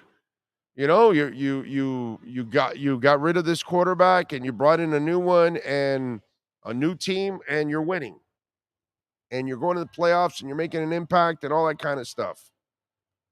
Eric Spoelstra doesn't need the big three. Hell, he got to the finals in the bubble. He got to one shot from the finals last year in the Eastern Conference Finals. And it's not with the big three. And he finds a way, but he's a great coach. Belichick, without Brady, you can't have any. You're not getting to the playoffs and having any success. Yeah, that's a pretty fraud way to kind of look at things.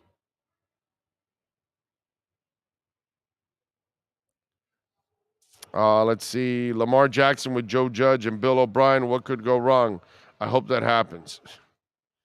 I think the Ravens would match any offer the Patriots gave Lamar just so he doesn't go to New England.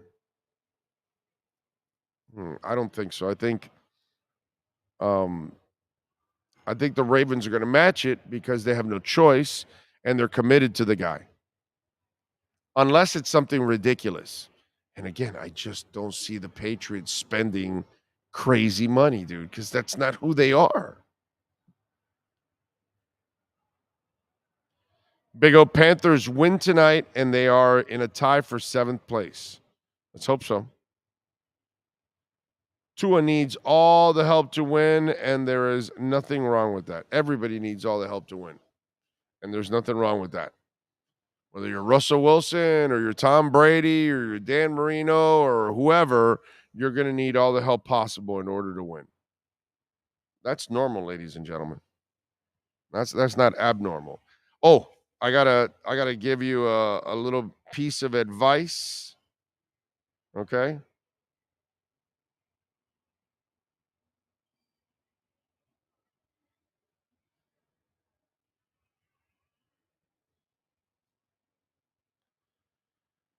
All right, where are we at here? Let me give you a little piece of advice from yesterday. And I want to make sure I get this right because I tweeted it out yesterday.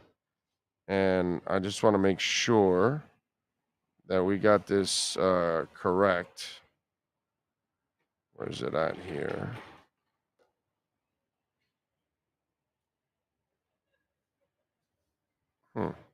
Here it is. Everything, Everywhere, All at Once. That movie that got the awards. I got to tell you something. I watched it yesterday with the wife. I was not impressed at all. I found it boring. I found it slow. I'm not going to tell you what it's about because I don't want to ruin it for any of you all out there.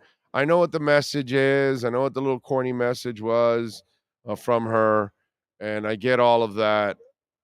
It just went in all these directions, and it was confusing in a way at times, and after a while you kind of got, at the beginning it was kind of confusing, and then you kind of got the gist of what they were doing. And then this is the movie that Jamie Lee Curtis got the Oscar for, and she got it over Angela Bassett and Wakanda Forever. And I got to tell you something. I'm not the guy that talks about this stuff mostly because I don't see the top movies all the time. In fact, I usually watch these top movies like years later that I run into them, and Oh yeah, this was this was a movie that won an Oscar in 2022 and 2019 and 2015. And I'm like, oh, okay, whatever. And so I watched it, and I know that Jamie Lee got the Oscar. And I know a lot of people, 'cause obviously I keep up with social media. I saw that it was like people were livid about Jamie Lee Curtis getting the Oscar over Angela Bassett. And for some miracle now, because I saw it yesterday, I saw Wakanda Forever, and then I watched this movie also. And Jamie Lee Curtis's role wasn't very hard to do as an actress. It wasn't like Dustin Hoffman doing Tootsie. Okay?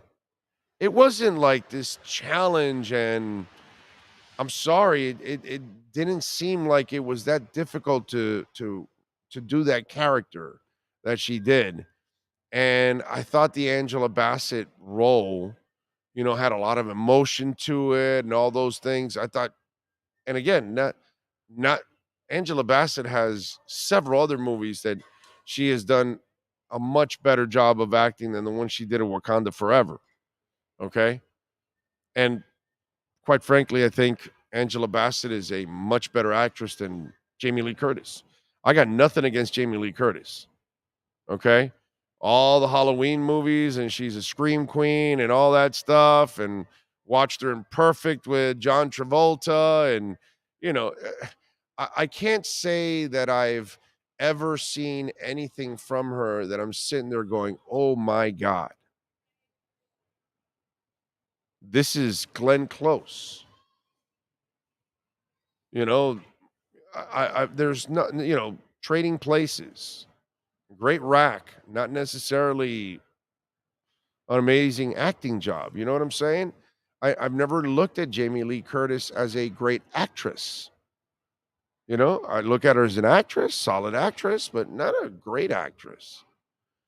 And after watching that movie yesterday, her role was nothing. It wasn't really anything that challenging. I'm sorry, it didn't look like it. And I could see the outrage from people that felt that Angela Bassett should have gotten it, and that Jamie was given pretty much an award for, what's that called, for a lifetime achievement award. So, and after watching it, I could understand the people that say that, yeah, they gave it to her because she's an older person at this point and she's had a long career and all that. But yeah, but that movie ain't jack, dude. Like, I was not impressed. I don't know, some of you out there may love it and think it's a phenomenal movie, but I was not impressed. So, Big O stupid chat moment. Outside of Marino and Tua, what QB would you have loved to see lead the Dolphins to a Super Bowl? Are you talking about a Dolphin that a player that played for the Dolphins, or just any other random quarterback out there? Another Dolphins quarterback?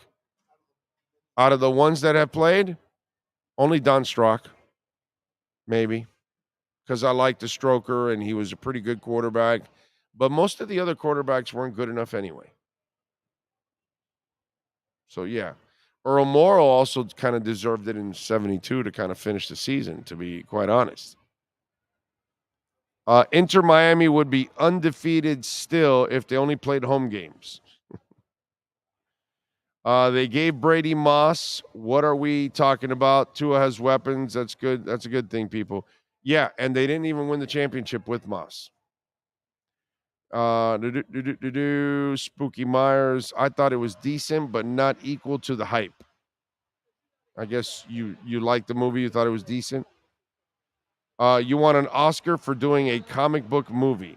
Well, I don't care about what the movie is. I don't care if it's a comic book or a former book or play or real story or whatever. It's the acting, period. And I can't say that Jamie Lee's role is that difficult to play. Let's see. There's more drama in the Oscars than the actual films. That's true. Slapping, delivering the wrong trophy to somebody or award. Yeah. Remember, the Oscars are voted by the peers. Remember, it's an honor to win an Oscar. There has been great actors that have never won an Oscar. I agree, but I mean, if we're looking at the category, again, I normally cannot comment on this stuff because normally I don't see the movies, all of them. I may have seen one or something, but I don't know compared to all the other actors. This time around, I now have seen the movies, and I gotta go Angela. It irks me that people vote on them and admit they don't watch all the nominees, sometimes for the most petty reasons. Yeah, that's ridiculous. Jay Curtis was a smoke show trading places. Yes, you're right. You are correct, sir. You are correct. All right, let's do it. Give me 30 seconds here. Quick 30-second break. When we come back, Kader Kohu, Dolphins cornerback, joins us right here on the Big O Radio Show, live from the Youth Fair here in Miami.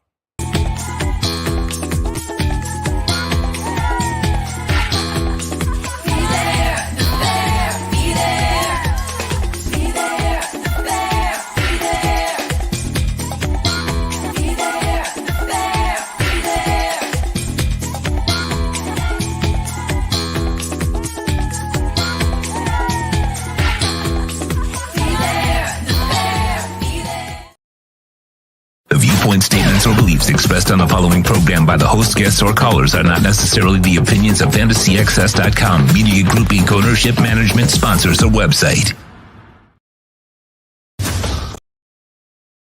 When it comes to South Florida sports teams, very few in the media have witnessed, lived, and covered it like the Big O. Let's start the program dedicated to your favorite South Florida teams with a passion that's unmatched. The Big O Radio Show is on. Here's the Big O. We're back here, and we promised you that Dolphins cornerback Kader Kohu would be kind enough to join us now, talk a little football. How you doing, Kader? How you feeling, baby? I'm doing good. How about yourself? Good, man. Good to see you outside of the locker room. We've obviously done a couple of interviews in the locker room. So how you feeling, man, with the season under your belt of the NFL compared to a season of college football? How did the body react after a full season of NFL football? I think I can speak for all rookies when I say it's a little different, but I mean, you know, you had to take some time off after the season ended just to get used to it. So it's a lot more different in college, but you know, that's what we signed up for. So I'm all good now though. But after the season, I did have to take some time off. Were you ever nervous? Because you're like a cool cat, man. Yes, sir. You never flinch.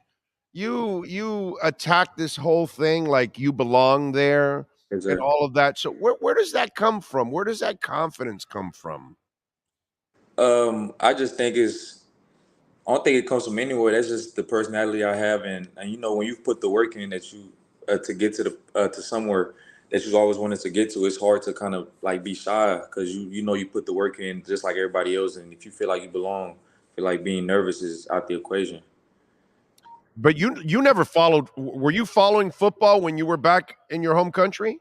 No, sir. Nah, I didn't know anything about football. I knew about rugby, but football was all new to me. So, do you remember the moment you said when you got here to this country? When was that day that you said, "This is what I got to do. This is who I want to be. I want to be an NFL cornerback." Do you remember that moment wherever it was, high school, you name it? You tell me. When I first got out here, I was still playing soccer. You know, I was in elementary school. You know, at recess, I was playing soccer. We didn't really have basketball and football like that. So besides soccer, I picked up on basketball. That was like my first love, kind of. And then I didn't really think about going to the NFL till I got to college. So there wasn't really a moment in high school or anything where I was like, oh, this is what I want to do. But I feel like playing around the neighborhood when we started playing with friends just at the park, and so I started noticing that I was decent at football. Then we kind of got to middle school, and it was like a big learning curve. So there wasn't the moment that I just felt like I wanted to be an NFL player. So I got to college. Did you become a fan of the game? Yeah, definitely. Just I mean, like I said, I stayed in some apartments when I was that was like 6th, 7th grade, and all we did was just play football all day. So I kind of started falling in love with it then. So who'd you fall in love with? What was your team? What player did you start to idolize? Because a lot of times you don't even play the position you're in now, right? You might have been playing, I don't know, quarterback, wide receiver. I don't know what the hell you were playing, but you might have started falling in love with the game in another position, right? Yeah, definitely. I was big on playing running back, so I played running back up until my junior year of high school. But like just off the top of my head, I can't really remember a play that I was just watching like just every day. I didn't really watch football like that, so Okay. just playing around the neighborhood. But I mean, obviously, I stayed in Dallas, so I was a big fan of like the Cowboys. Okay. But that's not, huh? Was there a specific player on the Cowboys that you idolized? Nah, I don't think so. I mean, you could say like Marion Barber, that was the running back playing back then. Yes, That sir. dude, that guy ran hard, bro. Yeah, he ran hard. There's always that one play everybody's gonna show where I think he gained like 3 or 4 yards, but it was like the hardest 3 or 4 yards you can ever gain. Jesus, man, I was so impressed. There's somebody in the NFL now, and I've mentioned it. Now I'm brain farting, but there's somebody in the NFL that reminds me of Marion Barber, the way he runs. I'm forgetting who it is. It's a young back. Isaiah. Yes, Pacheco. Damn Yeah, it, dude. That's a Pacheco. great job by you. You and I Yeah. are thinking the same thing. Yep. I said the same thing about Pacheco. I said, that dude runs Yeah. like Marion Barber, bro. He It was- runs like he's a human hammer. Yeah, you know? definitely. Yeah, he runs hard. I remember I saw him at the Hula Bowl, and we weren't even playing tackle football. You could tell he was just a hard runner. Yeah. Yeah. I'm very impressed with him. And again, great story. Yeah. Because he's like, I think he's a 7th round pick or a 6th Yeah, round pick, definitely. Yeah. something like that. And it's really about believing in yourself. Mm-hmm. And that's where that comes off of you all the time. That's why I mentioned the confidence thing. Yes, sir. You got to be confident. You got to believe in yourself in whatever we're doing. If you're a cook, if you're a chef, Exactly. if you're a salesman, if you're a teacher, if you're a policeman, if you're a football player, you got to have confidence in your ability that you can get that job done. You know what I'm saying? And to me, yeah, you're that guy that oozes that. Yeah, I feel like if you don't believe in yourself, I mean, it's going to be hard for anybody else around you to believe in you. So you got to be your biggest believer. Your physicality, where did that come from too? Because you're not a big dude, but you lay the wood, bro. I mean, you're willing to hit people and tackle. I think you're one of the best tackling corners in the NFL already, and you're only a 1-year player. You're one of the better tackling corners I've seen in a Dolphin uniform in a long time. So talk to me about the physical style of your game. Did it come from rugby or something? I'm sorry. Can you hear me? Yeah, I got you. You got a call. That's probably what happened. Oh, I'm sorry, man. You're good, man. You're good. It's live. It's good. It's all good. It's all good. Yeah. So did you get the question? Yeah. You said, what is that physical? I mean, I'm not gonna lie. When I first got to college, I would say like my freshman year, I was scared to tackle. Like in high school, I was tackling a little bit. Now I got to college, guys got kind of bigger and stuff like that. We used to have spring ball. I didn't really like tackling, but my coach just like he was just telling me like that's gonna be a part of the game. If you want to, take your game to the next level, you're gonna have to tackle. So I think it's more so like a 1-2. I started like wanting to tackle. I feel like anybody, tackling is not an easy thing to do because you're putting your body out there. So if you don't have that 1-2 mentality, I think it's gonna be hard for you to just come down and like actually want to tackle or actually be good at tackling. So it's just more so like a 1-2 thing. And I'm not like I said, I'm not a big guy, so I can't really just like come a little softer and then try to get guys down because that's probably not gonna work. So I try to put my all into it. You trying to get any bigger this offseason? Because you do have some fire hydrants there. You got some arms, bro. Yeah. So what are you working on the body this offseason? I think I'm not trying to add any more weight, just trying to tone down some more. I think I don't want to add any more weight because that's going to take away from speed. You know, the more pounds you add on, I feel like the slower you're going to get. So I'm not really worried about adding any more weight. It's just working out like normal, just staying fit and stuff like that. Cornerback Kader Kohu joining us from the Miami Dolphins. So, Kader, you got a new corner in the room in Jalen Ramsey now. Yeah. So you get to steal information, get Yeah. some education from X and from Jalen Ramsey, dog. Yeah. I mean, that is awesome for you. Yeah, I'm excited. That's a crazy corner room, definitely. To learn from some of the best in the game, man, you can't beat that. Yeah, I mean, listen, they're not going to be here forever, Kader. So, you could be the guy that's taking over for these guys. I personally thought you would be the starter opposite of X. Yeah. That's what I thought was going to happen this year, Yes, to sir. be quite honest. Yeah. That's what I thought, because I thought you showed yourself, Yes, sir. out there. But I get why they bring Jalen, and then obviously you can battle there in the slot, and Yes, that sir. would be. Man, if you're out there with Jalen and with X, that's a hell of a trio there, Yeah, man. exactly, man. I think he even said it in his interview. He felt like this was one of the best DB group on papers that he's been of. When you add Javon Holland and Brandon Jones and all those other guys, Nick's coming back and stuff like that. Yeah, our secondary is stacked right now. Yeah, and you'll get Trill Williams back too. Yeah, you get Trill, you get Deshaun Elliott, who we just signed. You still have Keon, who played a lot last year. So yeah, it's I'm excited, man. We have a lot of talent on our team right now. I'm happy for Trill, because Trill was there the year before and he was paying his dues. Yeah. And they kept him around and he was showing something. And then in training camp, you and him were really shining as the young guys. Yes, sir. And it was just heartbreaking to see him, go down with the injury. Yeah, most definitely. He was. I really love the secondary right now. I mean, you guys, and in this secondary, from what I understand, it's kind of a secondary that forces the quarterback to be perfect down the field. Almost. It's not. Yeah, you guys aren't going to be pressuring a ton and just sending the house all the time and leaving you guys out there on islands all the time. This is a different kind of defense, right, Kader? I mean, we haven't really got into just like the X's and O's, but just from watching Vic's like past defenses, they run a little bit more zone and stuff like that. But I'll probably have more info once we really sit down and get to talking about. I don't know what he's gonna want to do, with different personnels and stuff like that. He might want to change his defense up, but I'm not really sure where he's going. Good point. It's a good point, because the talent changes at times from year to year or team to team, and then you've got to tweak what you do. So what he did in Denver exactly may not be what you're doing here completely. It might be tweaked a little bit depending on the talent. And by the way, I got to tell you something. I think Javon Holland is going to have 8+ interceptions this year. All you guys out, right? Yeah, Javon's going. I'm excited for him. He's excited. He's excited, man. I feel like even last year, I feel like he had an all-pro year, but he's an up-and-coming safety, man. I feel like he's going to be one of the best in the league. Oh, there's no doubt. You can tell he's studly. All right, so the Darth Kader stuff. Yeah. Yeah, I put out a video and it went crazy because people were arguing with me, right? Because you put your sword back, right? The lightsaber, right?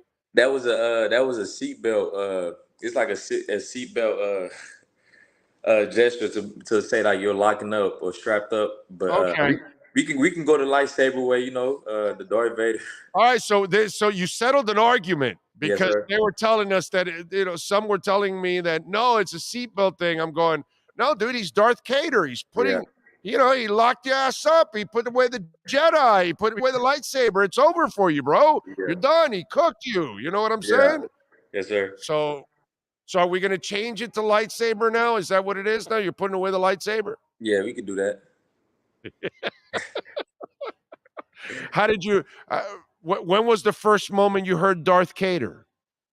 I think it was the night.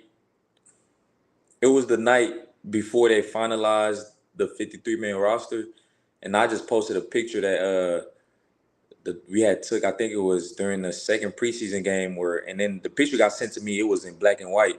So I posted and I had my visor was like darked out. So I guess somebody commented under and said dark something, and then they would start talking about Darth Vader. That was the first time I heard it. But really then I didn't even pay too much attention to it. I didn't know it was gonna stick. I just thought it was somebody just a joke somebody said, but then it ended up like going around. So Have you seen your poster? Poster. You haven't seen your somebody- poster?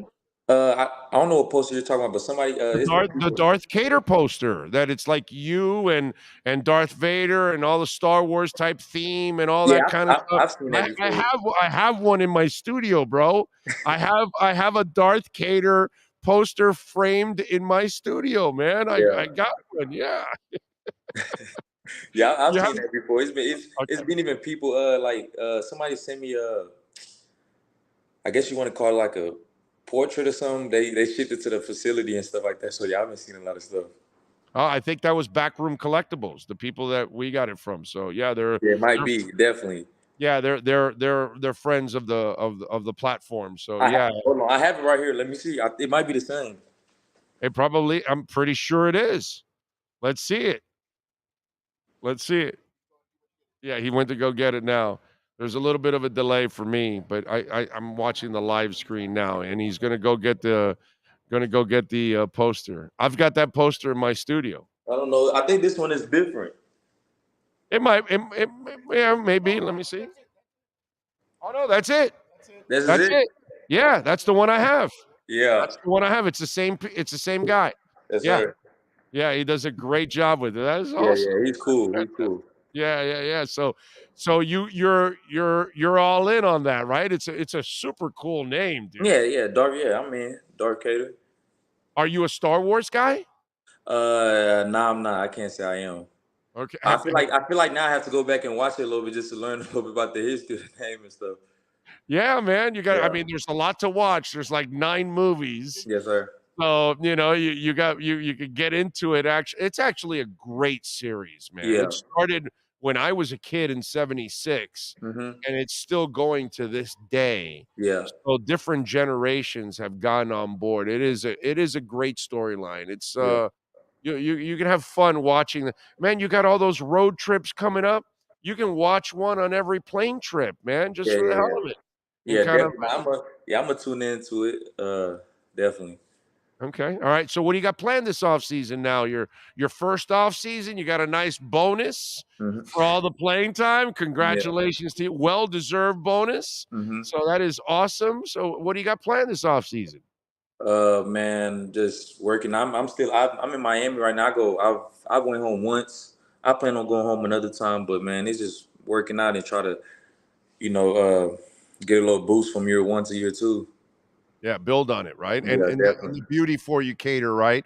You now know what the hell to expect, right? Isn't it awesome? Exactly. Yeah, definitely. That's a good thing. All right, you got any charities or anything like that we can help you at and we can promote? Nah, not yet, but there's definitely some coming up. Okay. Yes, all right. sir. Good stuff. All right. And by the way, one more thing. When Yeah. I promote your Twitter, it's _Kader, and then is it 2 underscores or 3 underscores? How many is it after Kader on Twitter? I think I'm gonna say 2. Okay, 2. I don't Okay. know if I can take it, but I'm gonna say 2. It'll come up when you put it, but it's at _Kader and __. And that's his Twitter handle there. Yeah. Did you check and see if Darth Vader was available? No, I haven't. That's something I need to do. As soon as we get off the phone, I'm gonna check that. Go do it, man. Go do Yeah. it. Go do it. Hey, Kader, thank you for taking some time, man. We really appreciate it. Hey, maybe we'll talk later on in the off season, or if not, I'll see you in training camp, man. But Yes, sir. really appreciate the time, and I know Dolphin fans appreciate it too. Thank you. Yeah, man. I love coming on, man. Just let me know. You got it, baby. I appreciate you. Thank Yes, you. sir, of course. Keep kicking ass, man. Have a great off season. Yes, sir. You too. Have a good day, man. You got it, man. Be good. There you go. Kader Kohu, baby. Darth Vader. That is awesome. Good stuff there by Kader. Really enjoyed the interview. I hope you all enjoyed the interview. He was good. He was good. So you guys got me on this. I thought for sure he was putting away the lightsaber. And several times I was told, no, it's a seatbelt that you've been, buckled down and all that. And I'm going with Darth Kader and all that. So apologies to all of you out there that had it. You had it right. I had it wrong. And now it makes sense too. And by the way, it's 3 underscores after. So it's 3 underscores. Yeah, I just looked at it. He put, it's going to be a long ride. Time to buckle up. Yeah, there you go. Buckle up. Yep. And he's training with Nick too now. Yeah, he is. He is one with of Nick. He's with that group. There's a group of them out there. Yeah. He's there. Oh, there you go. Ask him to sign it for you. You know what? What I may see him shortly. What maybe I should do is reach out to my guys at Backroom Collectibles, get a couple of them, get them signed, get one for Backroom Collectibles signed, and then give one away to you guys. Because that's more important, to give it away to you guys, not for me. It's for you guys. So that's cool. I'm good with my poster that I have and all that. I'm great. But yeah. But that's cool. That's really cool. That was really nice of him. That's crazy how you and Kader came up with the same running back comparisons to Marion. Well, Karen, if you follow football and you watch Pacheco play, he only reminds you of Marion Barber. Like, he doesn't really remind me of another running back. And we could find bigger running backs that played with, force, right? But Marion Barber wasn't a big back, and yet he played. Man, that guy was tough. I think he's had some issues too post-career, unfortunately. And then this guy, Pacheco, Jesus Christ, dude. Like, he sells out. He is running downhill no matter what. I have a lot of respect for the way Isaiah Pacheco plays the game. It's really, really strong. So, Kader's a football guy now. So, us football guys think alike.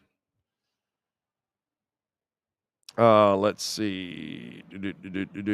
Darth will definitely be an under-the-radar contributor that will shine with this insane backfield around him. Go. Yeah. Did you check it, by the way? I'm wondering if Darth Kader is available. Just for the hell of it. I wonder if it is. And none of you go take it, okay? If you get there before Kader does. Don't be a dick. Okay? Just wondering. Wonder if I put Darth Kader. Yes, it is. It's taken? Oh, yeah. A woman has it. Emily Kader. She has 272 followers. She does tweet. Yeah. Yeah. I'm gonna send it to Kader now.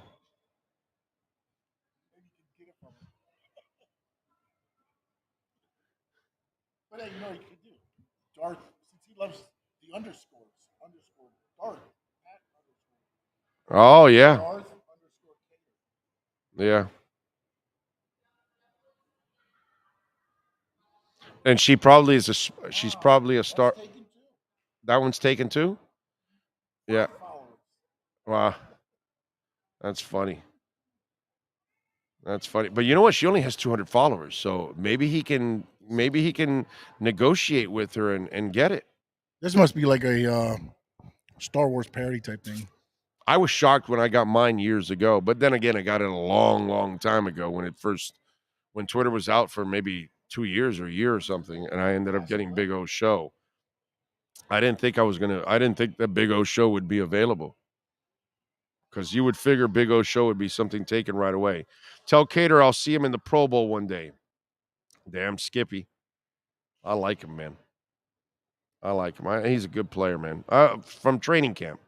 I've been a fan of Kader right from training camp.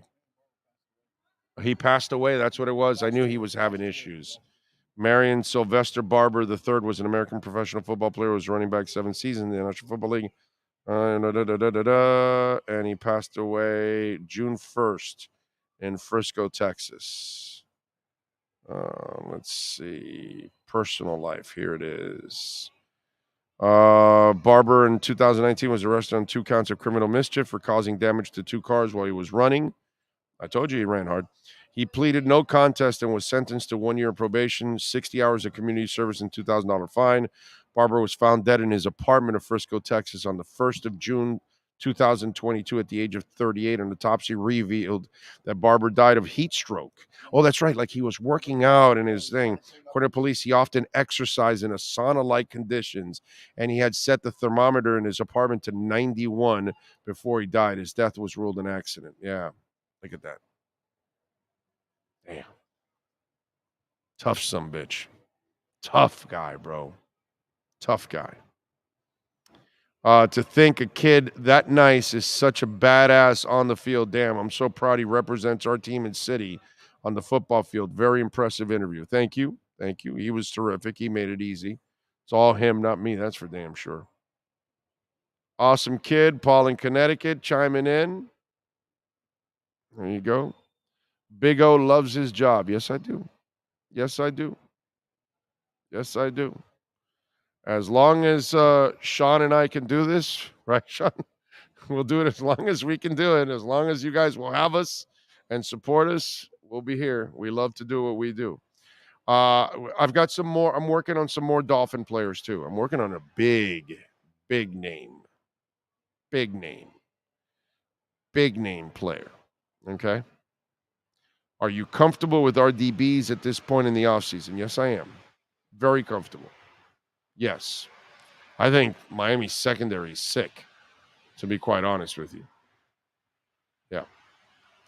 Schultz to the Texans for the Gesicki deal. Wish we would have been in on him for the cheap.